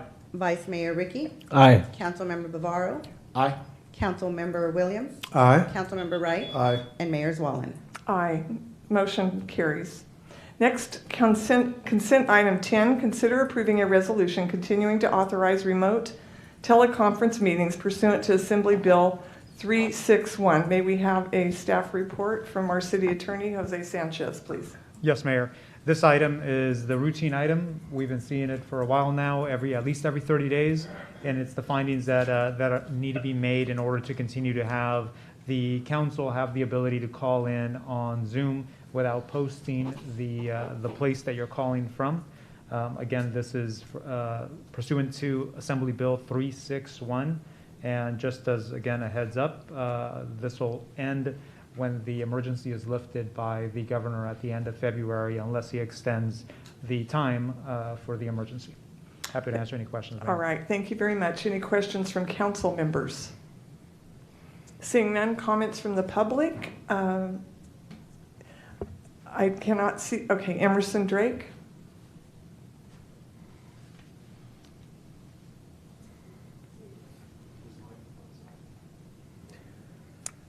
Looks like you're muted. There we go. Maybe. No? That was Scotty that time, not me. The button wasn't there to push, okay? Well, it's a I'll good take thing. the It's a good thing we're on this item because maybe we'll get it right. Huh? Okay, you can go ahead and start, Scotty, I don't mind. The question I've been posing here is the same one I posed the last time. It seems to me we're using remote teleconferencing meetings to avoid allowing the public to be involved. The pre-agenda meetings that some people don't seem to understand because it was before their time, shows how they didn't follow the workings of the city council prior to wanting to run for office. But that used to be in public in 2002 or 2005, one of the two down there. You could sit around, you could talk. The council members and the public had a chance to ask the questions to find out what was going to be on the consent and have it explained to them. Well, now, out of efficiency, instead of having one Zoom meeting, we're actually having a minimum of 3 in private. because they don't want the public, for whatever reason, you don't want the public to attend. Now, it seems to me if you're going to gather up staff and you're going to get council members, you'd want to do it all at once. But heaven forbid the people would be there. So I'm asking for your assurance that you won't find a way to push the public back out of the process. We deserve it. We have a right to be there. And when you have these separate meetings, they're not in secret, but they are in private. It's just wrong. And if you're going to continue to brag about transparency, you got to walk the walk. You're going to talk the talk. Thank you. Thank you. Comments from council members? Councilmember Bavaro. Yes, thank you, Mayor. Probably the most important duty I have as a city council member is to be prepared when I come to these meetings. Shooting from the hip is not going to be what people are going to expect. So we do have briefings with two people. Mr. Wright, or Councilman Wright, and I are two people. It's within the rules of the Brown Act, and it's very important that we get the history of the item, that we ask questions, not to make a decision, but just to get information so we're prepared when we get to the city council meetings. And I think the city council does their homework and they prepare themselves. It has nothing to do with meeting in private or any secret meetings. It's a matter of doing our responsibility as council members and being prepared. Thank you. Thank you. Any other comments from council members? All right. May I have, this is a resolution continuing to authorize remote teleconference meetings of the City of Modesto pursuant to Assembly Bill 361. Do I have a motion? Move to approve. Second. Motion by Councilmember Ricky, second by Councilmember Alvarez. Will the clerk please call the roll? Councilmember Gutierrez-Brayton. Aye. Councilmember Alvarez. Aye. Vice Mayor Ricky. Aye. Councilmember Bavaro. Aye. Councilmember Williams. Aye. Councilmember Wright. Aye. And Mayor Zwellen. Aye. Motion carries. Item 13, consider accepting an informational report for the November 2022 Accounts Payable Payment Register and Void Report. And we will have a staff report from Deanna Christensen, our Director of Finance. Good evening, Mayor, council members. So this item is also one of our routine items, specifically for this month. It is for the month of November of 2022. And this report just captures all of the payments that we disperse, whether it be to a vendor, a customer related to a refund or permit, as well as any type of employee travel reimbursement. And we also do capture any voids that do occur within the accounts payable arena. And I'm more than happy to answer any questions. All right, questions from council members? Seeing none, comments from the public. Emerson Drake.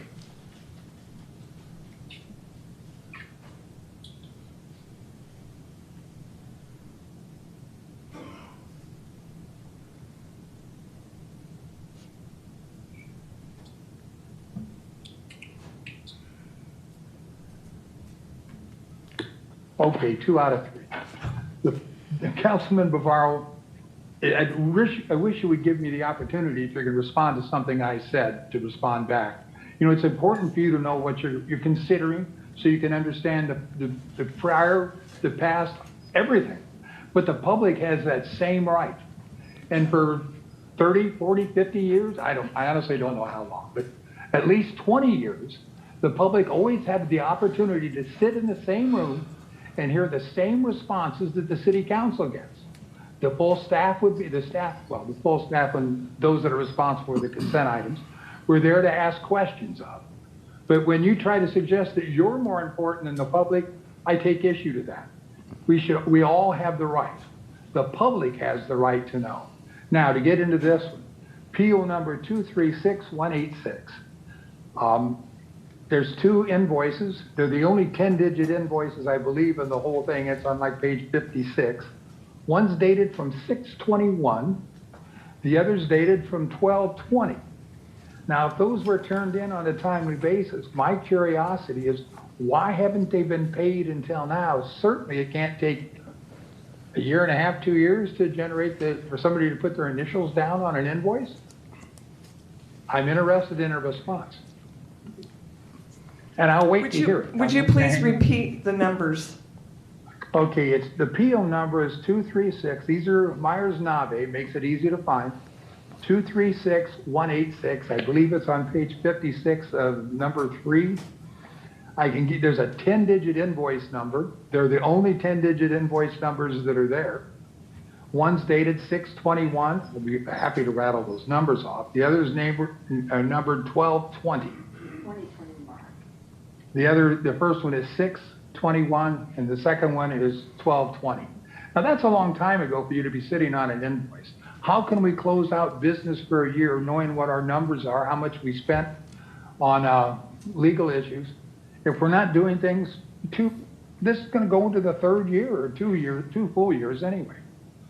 I'd like a response to that. What's the finance department doing sitting on these invoices so long? I'll wait.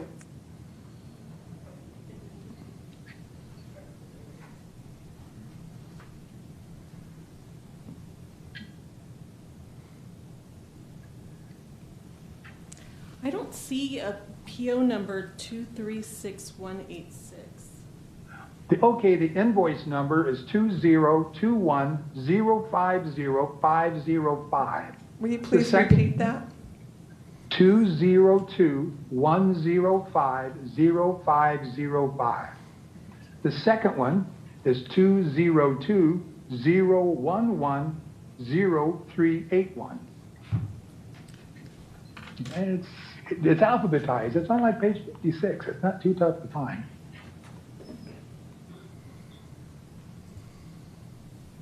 I mean, the last time we got it took you a month and a half to come back. I'm just curious what took so long to pay these bills off. I believe by looking at the report, we're not going to be able to have that answer. We'll be able to respond back to you once we research the information. And we'll do that in public, correct? The next meeting? Because the Brown Act says a question asked in public gets answered in public. We will determine the information and we'll respond accordingly. All right, are there any comments from council members? Oh, sorry about this. About item 13, the report. All right, seeing none, we will, I need a motion accepting an informational report for the November 2022 Accounts Payable Payment Register and Void Report. So move. Motion by Councilmember Wright. Second. Second by Councilmember Alvarez. Will the clerk please call the roll? Councilmember Gutierrez. Aye. Councilmember Alvarez. Aye. Vice Mayor Ricky. Aye. Councilmember Bavaro. Aye. Councilmember Williams. Aye. Councilmember Wright. Aye. And Mayor Zwallen. Aye, so the motion carries. Next is item 17, consider approving a land exchange agreement with E.J. Gallo Winery and Gallo Glass Company to acquire certain real property located along the Tuolumne River, a portion of APN's 035-016-010, 035-018-009, 035-018-013, and 035-024-007 in exchange for a portion of Beard Brook Park, APN 106034-001, approving a transfer agreement with the State of California Department of Parks and Recreation. So we will have a staff report at this time from Lori Smith, Director of Parks and Recreation. Thank you, Mayor. Good evening, council members. About 5 years ago, city staff began conversations with representatives from Gallo and expressed an interest in that property the mayor described that they own along Tuolumne River. In turn, Gallo expressed an interest in Beard Brook Park, and through a course of discussions, it was determined that we were interested in exchanging those properties. And our interest in the Gallo property was to complete the trail on Tuolumne River Regional Park from Mitchell Road and through the construction of a pedestrian bridge over the confluence of the river and the creek, all the way to Carpenter Road. So we had to have discussions with the California State Department of Parks, as we had used grant funds to make improvements on Beard Brook Park, and they informed us that state legislation would be required in order for such a transfer to take place. And this state legislation would transfer the restrictions from Beard Brook Park to the property we were acquiring from Gallo.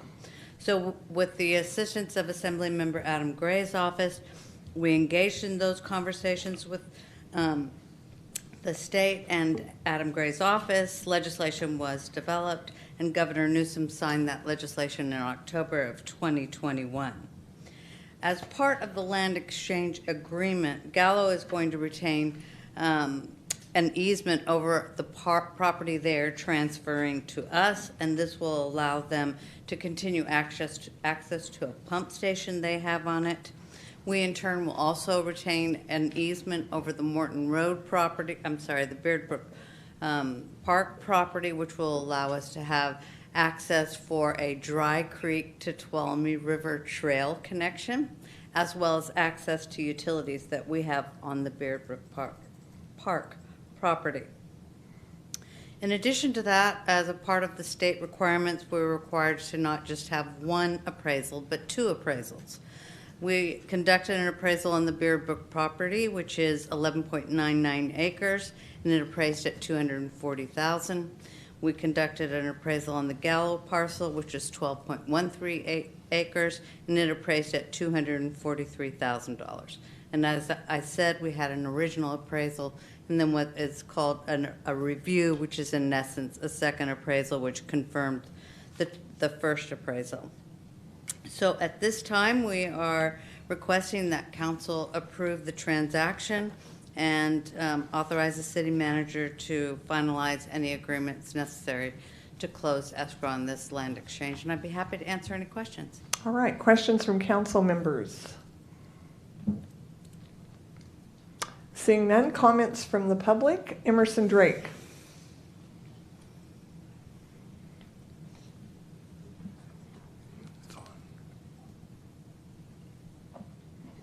That wasn't me, that was Scotty. Thank you very much. Just keeping score. Thank you again, Madam Mayor. I've got a couple questions. I wondered who the appraisers were for these 4 appraisals. Should I answer as they're asked? Okay. Thank you, Mr. Drake. Mayor, I have another question too, so don't put me off. As the staff report describes, the appraisals were conducted by Chapman and Patton. That's all one company, isn't it, or those 2 separate companies? One. Oh, okay. Who did the second set of appraisals? I apologize, but the staff report doesn't describe that. I can get that information. I believe Nathan Houks is on the line to assist, and he may be able to provide that.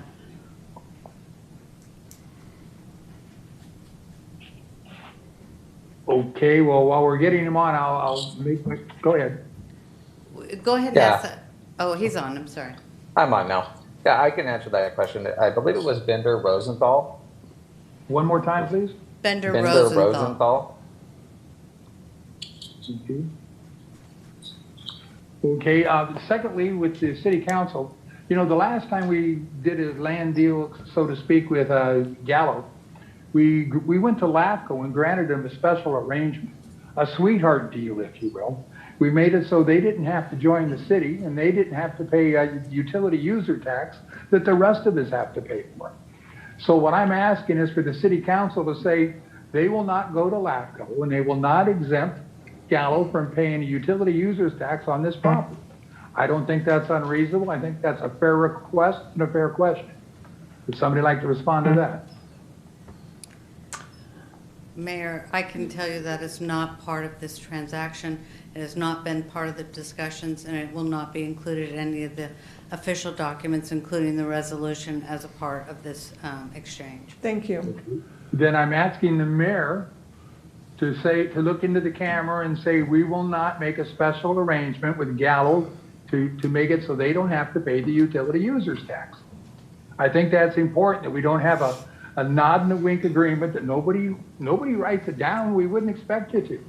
But so the citizens of Modesto actually see where Gallo actually pays for some of the things they get. Utility users tax isn't unreasonable. They get away with everything else that they don't pay the tax on that the rest of the city residents pay. So I think it's time for the city council to stand up and say, no, we won't make that arrangement in the future. Are you willing to do that, Madam Mayor? I'm not prepared to answer that question at this time. Well, you have to appreciate when the council is unwilling to answer a question like that or make a statement, makes it sound like potentially the fix is in already. The things have to be done above board and in front of the public, not behind closed doors or in Zoom meetings that nobody gets to attend from the public. Thank you for your time. All right, any other public comments on this item, item 17? Seeing none, any comments from, excuse me, Brittany Chavez, were you wanting to comment on item 17?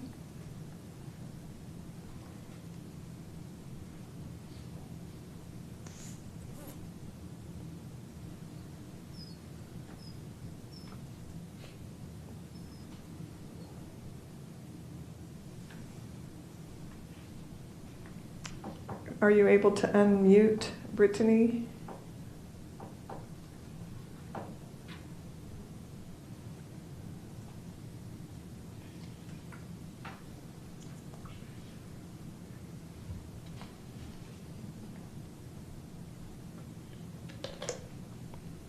Did you want to comment on item number 17? Looks like she's unmuted, right? She's unmuted, we have no audio. Okay, there is no audio apparently. All right, any other members of the public at this time that would like to speak on this item? All right, is there anything that we can do about that audio to see if she wanted to speak on this?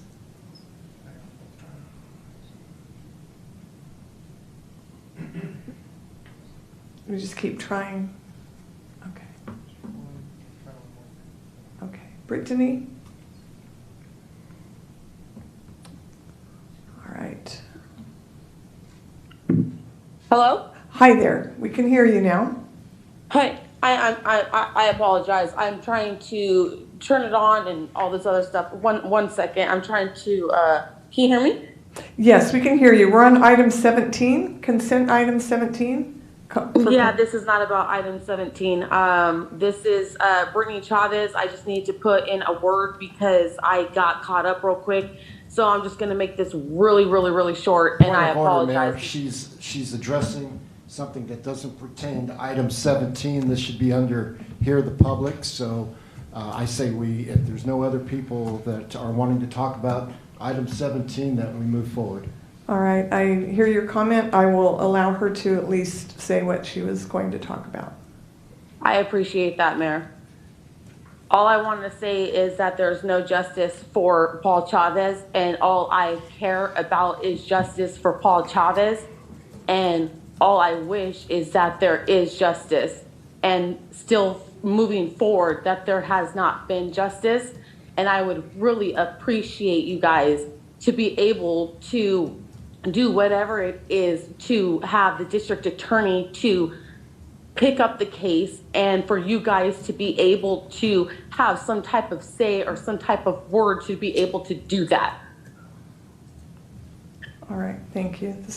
We will go on with item 17. In the future, Mayor, we need to follow Robert's Rules of Order on conducting a meeting. All right, thank you for your comment. Any comments from council regarding item 17? Jose Sanchez? Just real quick, Mayor, and obviously the reason that you weren't prepared to discuss the user utility tax or anything like that was because, as Lori Smith mentioned, it has never been part of the agreement, and it's not part of the agreement. So it's moot at this point since it's not part of the item. Right, I heard Lori's comments. Thank you very much for that clarification. All right, at this time, I do not see anyone else online. I do not see any comments from council members or hands raised.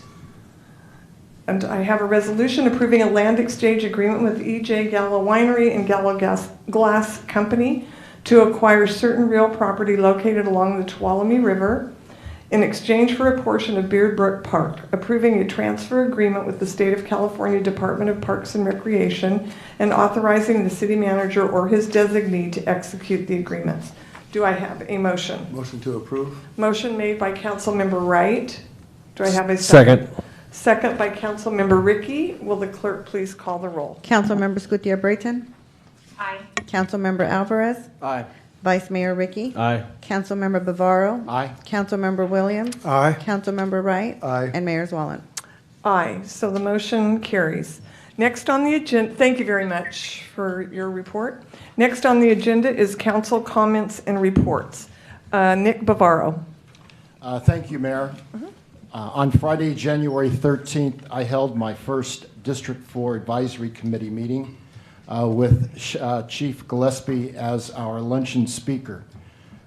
My advisory committee consists of 12 members representing neighborhoods in District 4. The purpose of this committee is twofold.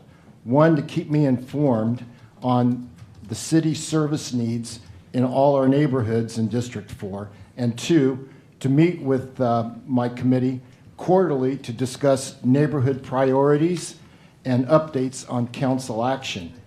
As you heard tonight from Mr. Jameson during Hear the Public, the number one priority in District 4 is public safety, which includes more police officers on our streets, protecting our neighborhoods, traffic control, and homelessness.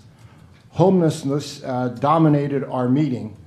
And here's a bit of a summary of what we discussed. Understanding that at the city level, we are not going to solve homelessness, but at the city level, we can manage homelessness. Homelessness discussion focused not on those individuals who are seeking services and are being helped through chat and going, camp to home, downtown street teams, and the 3 shelters in Modesto. The discussion really focused on the homeless people who camp on our streets, in our parks, in Dry Creek, in our riverways, business parks, and downtown Modesto, and are not. And these homeless people are not interested in seeking services or shelter. Basically, these people are broken people.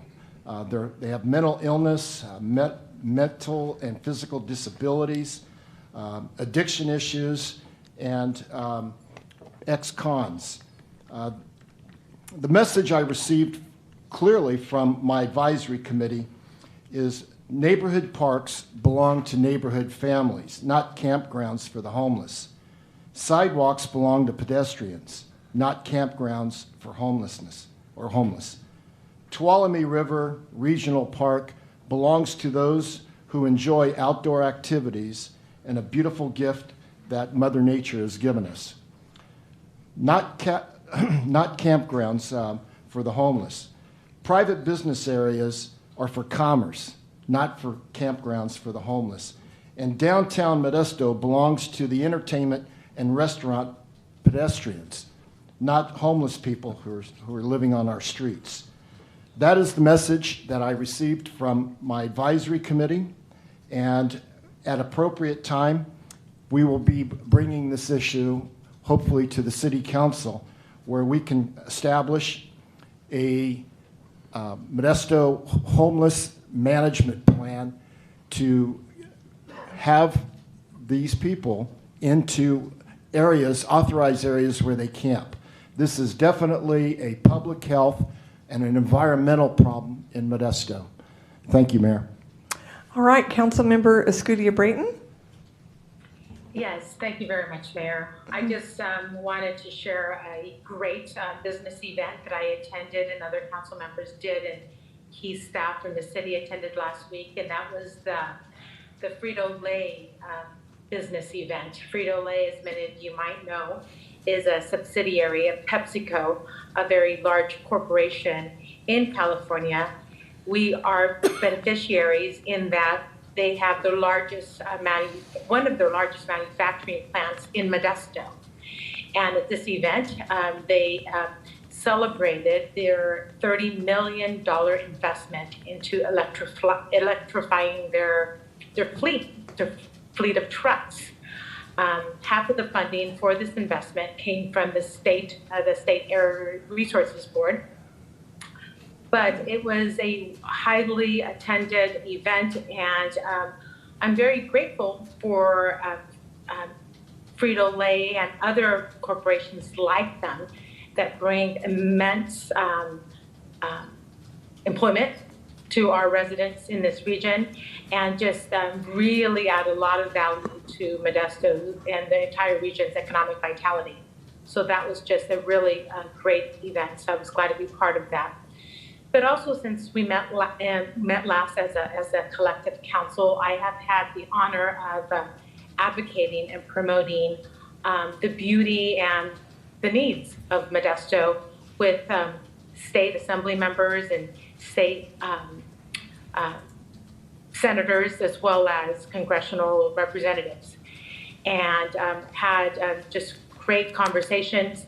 I'm bringing back to Modesto just a myriad of data and points that I will be following up with staff and with council members, sharing information in terms of alternate funding sources that can be available to the various projects we're working on. There's immense grant opportunities that we could leverage to complete much of the work that we've started. Lots of good best practices that were shared that I bring back. Just a multitude of things that are just immensely valuable to the vitality of Modesto. But just in conclusion, what was just immensely valuable was just the positive relationships and experiences that I and others like me that have participated bring back to Modesto for the benefit of Modesto and our community. So great experience, and look forward to being amongst you guys really soon. Thank you. Thank you. And Councilmember Ricky, Vice Mayor Ricky, excuse me. Thanks, Mayor. Budgeting season is coming. Oh, by the way, I just wanted to just put it out there that Emerson Drake said something nice about the forestry department. I think that's something that we should all be excited about. That means something's going right tonight. It's pretty cool.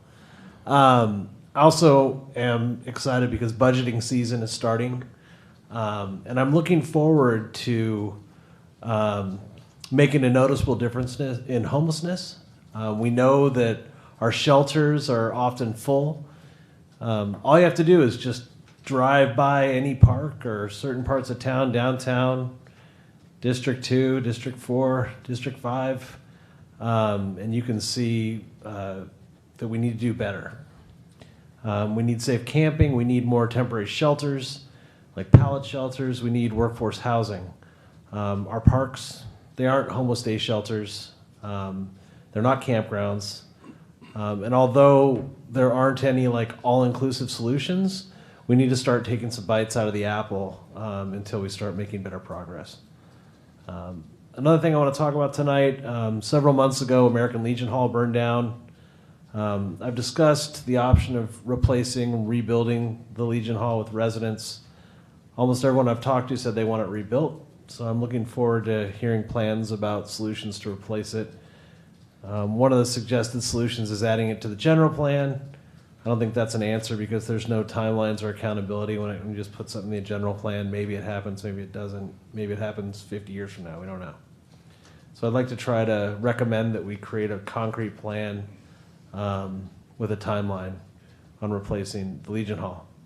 Finally, I'm just really excited about the items that staff is bringing to us right now. The new multi-unit bulky item pickup program, I think, is really going to reduce dumping and make a big difference in Modesto. I also am excited about the possible deployment of Measure H funds to support programs that are really making a difference, like expanding the Ranger program. And finally, I'm looking forward to the possibility of putting together an abandoned commercial building ordinance that'll help, especially with all of our large big box stores that, a lot of them that have been abandoned for years on end. Thank you very much. Thank you. Any other comments from council members or reports? Councilmember Williams? Thank you, Mayor. Just last weekend, we had a wonderful time at the MLK Luncheon that was held at the King Kennedy Center. And it was a special event where we heard from a speaker who is from this area, Michael Baldwin, who did an outstanding job. And the City of Modesto gave a special recognition to an individual who was honored that day, along with the speaker, which is Tommy Muhammad, who used to be one of the directors there. And he was very appreciative of receiving that award at that luncheon. Then we went to Monday. Monday was Martin Luther King Day. It was a 10 a.m. service at Christian Love Baptist Church. The chief were there and a lot of other dignitaries. I was very happy to see my colleague, Councilmember Wright, with his two brothers. It was a well-attended event, and it went real well. And Dr. James, I can't remember. Oh, thank you. Dr. James Long did an outstanding dissertation of where we are today. And then we moved on to the march. So everything started at 10 o'clock. But let me back up and say at the luncheon, I was very thankful to have Councilwoman Scudia Brayton, as well as Councilmember Eric Alvarez and Councilmember Wright. They were all there in attendance, and they enjoyed themselves as well. Now moving over to the march, which was immediately following the 10 o'clock service, which ended about 12:30, and we started the march. Everything went well. Come to find out, when I got there, the first part of the program, they asked me to MC, which I wasn't prepared, but it didn't matter. We took it by the reins, and the latter part of that event was by the Square Lodge and their individuals who support that and are a part of that. And that's when the situation came about. But however, I had nothing to do with that portion of the service. And I was thankful also to receive some awards, and was a speaker but did not speak due to the fact that there were 5 other speakers, and the individual who spoke earlier was not one of the speakers. And so I'm just thankful that we were able to conclude the first annual march, Martin Luther King March, and Charles Evans was in charge of that program at the latter part. And so again, Martin Luther King was a great man, and we are happy to acknowledge him. So we just came back from a 3-day training, the new council members in Sacramento, and we were very happy to have accompanying with us some of our veterans, Councilwoman Scudia Brayton and Councilmember David Wright, who was there with us. And we try to do our best to represent Modesto well. We learned quite a bit. It was great to be there and rub shoulders with other brand new city council and new mayors in our California area, which some came from some of the 478 cities that are in California. Other than that, Mayor, that concludes my comments for tonight, and thank you for the time. Right, thank you very much. Any other comments from council members? I have a brief report. I was able to go to Washington, D.C. last week for the U.S. Mayor's Conference, and on January 16th, which is Martin Luther King's actual birthday, I walked to the White House and past St. John's Church. There was a sign out front. This is a church that I believe every president, I don't know, since James, I'm not sure exactly who it said, but many, many presidents attend that church the morning of the inauguration. But there was a sign out front, and it said, "Love thy neighbor." And I was by myself, and it seemed especially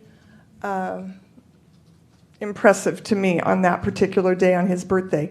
But while I was in D.C., I attended sessions on water, jobs, rail, mental illness, and many other topics that we talk about this very night. I was with hundreds of other mayors from Miami, from Reno, from Phoenix, from all over the country, and we were able to hear from many of our president's cabinet, for the United States, Secretaries of Agriculture, Energy, Homeland Security, our Secretary of State, our Attorney General, as well as twice I heard from our Surgeon General, which was particularly inspiring to me as a nurse. Lastly, we're in the White House with President Biden, and interestingly, he had this quote that he said, Lyndon Johnson one time said, "When the burdens of the presidency seem unusually heavy, I always remind myself it could be worse. I could be a mayor." I will end with that. I don't believe there are any other council comments and reports. Madam Mayor.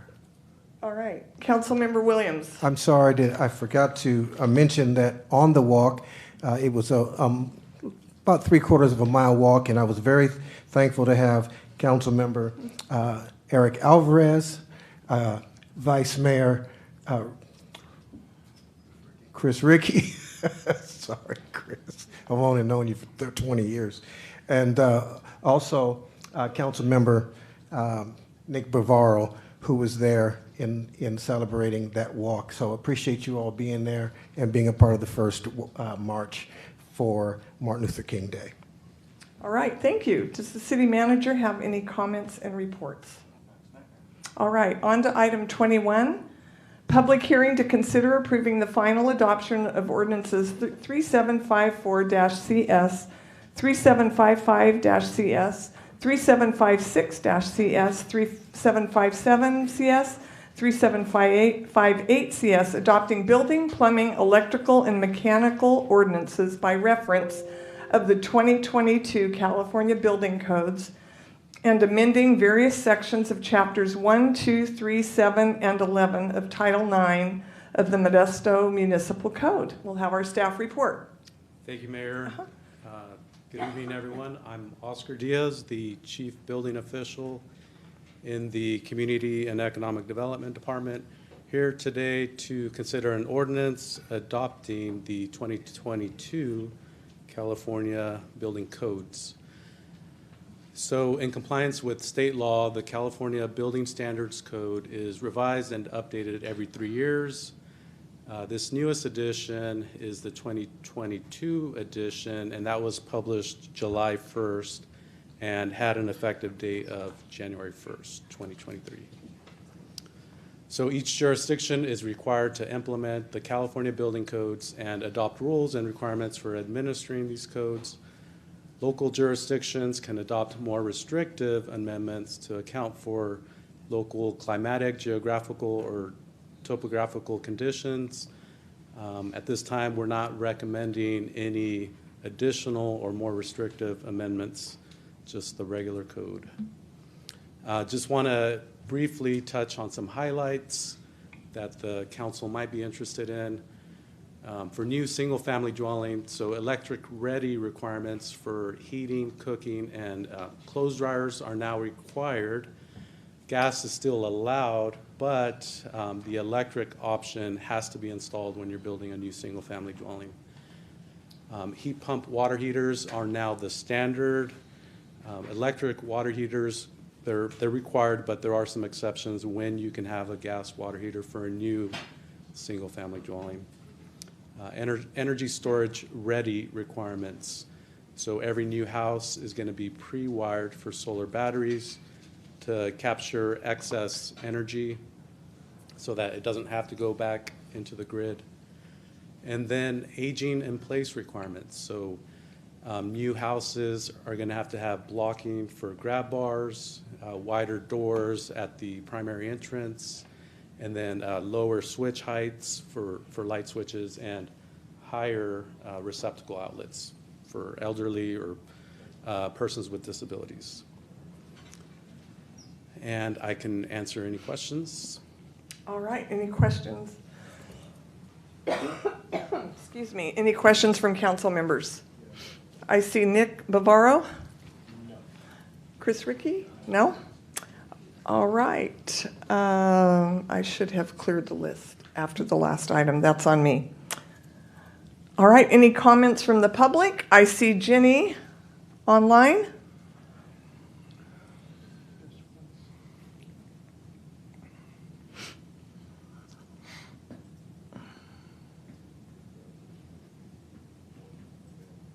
Jenny.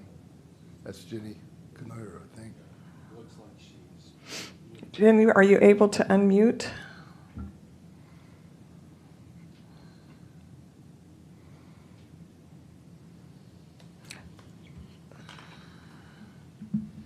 I'm going to see. Sometimes she texts me if she has trouble.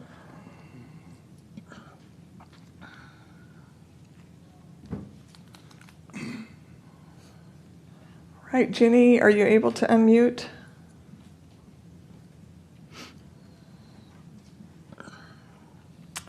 Looks like not. Are there?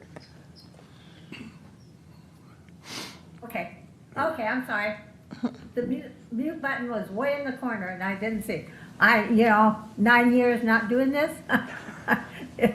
I can see where the public gets a little confused sometimes. Okay, I'll start all over again. I was wondering if this is a city ordinance. I know that the state and federal government is trying to pass that you only can have electric and not gas because of the ozones or something. I am a gas person. I love using the gas stove to do my cooking. So is this a city ordinance or are we following a state and federal ordinance? Can someone answer that question for me? I understand they say it's because that gas emits elements that are bad for the air, but in order to have electricity, you have to use gas. I don't know if people know that.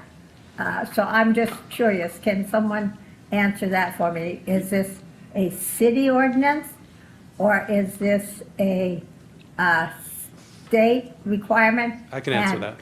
All right. Was this made public so that the people could weigh in on it?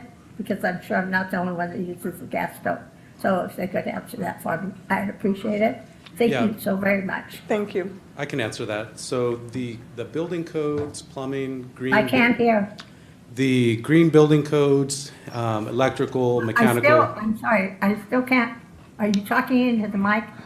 I think so, yeah. So the codes are Now you are. adopted Thank you. at the state level, and it's mandatory for every local jurisdiction to adopt the codes. And so this ordinance tonight is just to amend our municipal code to adopt the new requirements by reference only. So does that mean that everyone, from now on, they're not going to sell any more gas stoves? Or gas water heaters? So new single-family dwellings will have to be built with the infrastructure to be able to connect an electric stove, an electric dryer. During this code cycle, I could imagine that in upcoming cycles, the option to install gas might go away in new single-family dwellings. So this is only for single-family dwelling? It's not for apartment buildings, duplexes, quad? It probably does apply to multifamily as well. Okay, because it doesn't say, it says single.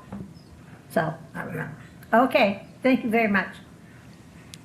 Thank you. Do we have any other comments from the public during this public hearing time? Don't see anyone online or in person. Thank you very much. I will close public comments and ask the council for further comments. Councilmember Wright. Thank you, Mayor. Here we go again, talking about affordable housing, and the state now is mandating more restrictions and more things that need to be added, which is making housing really unaffordable. Hopefully, our citizens out there will realize that maybe we need some different people up in Sacramento to look at what we can do to make sure that we can have some affordable housing. Some of these regulations get really out of hand, and it's sad that low-income families have a hard time buying a home because of all the restrictions we have on building. That's my comment. Right. Any other comments from council members? All right, I'm going to have 5 different motions. So the first one is a motion adopting ordinance 3754CS, amending Articles 1, 2, and 16 of Chapter 1 of Title 9 of the Modesto Municipal Code relating to building regulations to adopt by reference California Code of Regulations, Title 24, Part 2, Volumes 1 and 2. Do I have a motion? Motion. Motion by Councilmember Williams. Second. Second by Councilmember Wright. Will the clerk please call the roll? Councilmember Scutia Brayton. Aye. Councilmember Alvarez. Aye. Vice Mayor Ricky. Aye. Councilmember Bavaro. Aye. Councilmember Williams. Aye. Councilmember Wright. Aye. And Mayor Zwallen. Aye. Motion carries. The next one is a motion adopting ordinance 3755-CS, amending Chapter 3, Electrical Code of Title 9 of the Modesto Municipal Code relating to building regulations to adopt by reference California Code of Regulations, Title 24, Part 3, Electrical Code. Do I have a motion? Move to approve. Motion by Councilmember Ricky. Second. Second by Councilmember Alvarez. Will the clerk please call the roll? Councilmember Scutia Brayton. Aye. Councilmember Alvarez. Aye. Vice Mayor Ricky. Aye. Councilmember Bavaro. Aye. Councilmember Williams. Aye. Councilmember Wright. No. And Mayor Zwallen. Aye. Motion carries 6-1. Motion adopting ordinance 3756-CS, adopting by reference the existing building code contained within the 2022 California Building Standards Code and amending Articles 1 and 2 of Chapter 11 of Title 9 of the Modesto Municipal Code. Do I have a motion? I will make the motion. Do I have a second? Second. Second by Councilmember Ricky. Will the clerk please call the roll? Councilmember Scutia Brayton. Aye. Councilmember Alvarez. Aye. Vice Mayor Ricky. Aye. Councilmember Bavaro. Aye. Councilmember Williams. Aye. Councilmember Wright. No. And Mayor Zwallen. Aye. Motion carries 6-1. Motion adopting ordinance 3757-CS, amending Chapter 7, Mechanical Code of Title 9 of the Modesto Municipal Code relating to building regulations to adopt by reference California Code of Regulations, Title 24, Part 4, Mechanical Code. Do I have a motion? Move to approve. Motion by Councilmember Ricky. Do I have a Second. second? Second by Councilmember Williams. Will the clerk please call the roll? Councilmember Scutia Brayton. Aye. Councilmember Alvarez. Aye. Vice Mayor Ricky. Aye. Councilmember Bavaro. Aye. Councilmember Williams. Aye. Councilmember Wright. No. And Mayor Zwallen. Aye. Motion carries 6-1. A motion adopting ordinance 3758-CS, adopting by reference the plumbing code contained within the 2022 California Building Standards Code and amending Articles 1 and 2 of Chapter 2 of Title 9 of the Modesto Municipal Code. Do I have a motion? So moved. Motion by Councilmember Alvarez. Second. Second by Councilmember Ricky. Will the clerk please call the roll? Councilmember Scutia Brayton. Aye. Councilmember Alvarez. Aye. Vice Mayor Ricky. Aye. Councilmember Bavaro. Aye. Councilmember Williams. Aye. Councilmember Wright. No. And Mayor Zwallen. Aye. Motion carries 6-1. Thank you very much. On to item 22. Hearing to consider accepting the Public Health Goals Report on the City of Modesto's water system in compliance with Title 22 of the California Health and Safety Code. And we will have a staff report. Welcome. Thank you, Mayor. Good evening, Council. Jeff Daniels, Water Division Manager. I'm actually sitting in for Will Wong. Before I dive into this thing, I wanted to read a quick little snippet out of the actual Public Health Goals Report. So Public Health Goals, or referred to as PHGs, are non-enforceable goals established by the California Office of Environmental Health Hazard Assessment, which is a part of the Cal EPA. PHGs are based solely on public health risk considerations and are not required to be met by any public water system. None of the practical risk management factors that are considered by the US EPA or the California Division of Drinking Water is setting drinking water standards, or MCLs, are considered in setting PHGs. PHGs are often not practically achievable from an economical and technological point of view. So we'll dive into the report here. All right, any questions from council members? Oh, yeah. Oh, that- sorry, that I'm was just sorry, leading into the I'm report. sorry, I'm sorry. I'm sorry, I was ma'am. distracted, I admit it. Okay, so Oh. quick. A little background. Utilities with greater than 10,000 service connections prepare a special report in any water quality measurements taken in the previous 3 years. So this report covers 2019 to 2021. PHGs are recommendations that are set at a level where no known anticipated health effects would occur with ample safety margin. Maximum contaminant levels, or MCLs, are protective drinking water standards that are required by public health systems. Public water systems. The city is regulated under MCLs and not PHGs. PHGs are an informational-only report, and the city drinking water meets all federal and state regulations and is safe to drink. So continuing the overview, for identified contaminants, PHGs are established at a 1 in a million risk level. It's referred to as the numerical risk. At a level not more than 1 person in a population of 1 million people drinking the water daily for 70 years would be expected to develop adverse health conditions as a result of exposure to the contaminant. So the following table on the next slide goes over some of the, it identifies the following contaminants, best available technology, PHG, and the numerical risk. So this is the table that outlines some of the constituents on the left-hand side. See the chemicals that are identified. Some of the best available technologies in the next column. The actual PHG level is in the 3rd column. The cancer risk is shown in the 4th column, and the last column is the actual MCL for that contaminant. The total annual O&M cost to bring these constituents into PHG levels is $32 million. And that's about all I have. So is there any questions? Thank you. Any questions from council? All right, Councilmember Bavaro? I just need some clarification. 32 million, is that City of Modesto or state? That's our City of Modesto. That'd be 32 million. If you wanted to bring the water quality into public health goals, it would cost an additional 32 million in O&M to get there per year. Then the capital cost would be on top of that. And this is not a state requirement? Nope. We are regulated by MCLs, not PHGs. The maximum contaminant level. All right, any other questions from council members? Seeing none, I'll now open the public hearing. Are there any members of the public that would like to come forward to speak under item 22?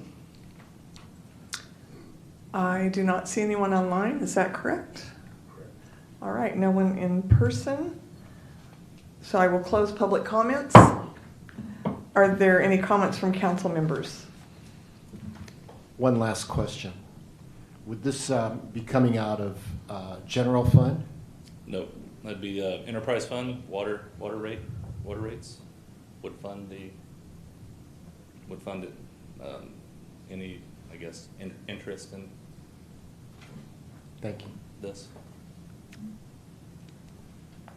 I was going to say out of order, but I'll leave it. I'd like to call for a motion for the resolution accepting the 2022 Public Health Goals Report in compliance with Title 22 of the California Health and Safety Code. Do I have a motion? Motion to approve. All right, Councilman Wright made a motion. Do I have a second? Second. Second by Councilman Alvarez. Will the clerk please call the roll? Councilmember Scutia-Brayton? Aye. Councilmember Alvarez? Aye. Vice Mayor Ricky? Aye. Councilmember Bavaro? Aye. Councilmember Williams, Aye. Councilmember Wright, Aye. and Mayor Wallen. Aye, motion carries 7-0. Next on the agenda is new business. Item 23, consider approving the multifamily dwelling bulky item pickup program as a pilot for a term of 1 year. And we will have a staff report. Thank you and welcome. Thank you, Mayor. Good evening. Bill Sandu, Public Works Director. With me today is Rosie Anselmo, Integrated Waste Program Manager. So with that, let's see. So this is a bulky item pickup program for multifamily units. So currently this program is being offered to single families where they can call their haulers and have their bulky items picked, or they can get a voucher and take it to their collection sites twice a year. And that is embedded in their rate, the monthly bill, which is 25 cents per month, is in their per household in their bill. So currently, they can do, there are two options for the bulky item pickup for single family. The one, they can call their haulers and make appointment and follow the process on the top, have their bulky items picked. And the second option, which we added last year, I believe went into effect last year, they can get a voucher, call over 13,000 appointments for the year. So why are we doing this? So that's kind of the big question. So there were public forums that we collected. 35% of illegal dumping is coming from approximately 35% from originates from multifamily from our data collection. Okay, so so there's some data and some good news for you today. So between 2020 and 2022, with the support of our community and great effort and great work by our staff, we were able to reduce illegal dumping by somewhere around 29 to 30%. So you can see 2020 numbers were over 5,000 and 22 numbers were 3520 illegal dumping. So that's a great work by our community and our team members. So you can see from the maps, here are the maps, sorry, kind of a little small, 2021, 2022, and all the way up to 2029 and 18 maps. So one thing you see on the maps, or we interpret on the maps, there are some focused area. There are some areas, certain areas, that's where all 4 years show the numbers every year. The one area I see is right at the north part of Modesto along Sisk Road is the Highway Village.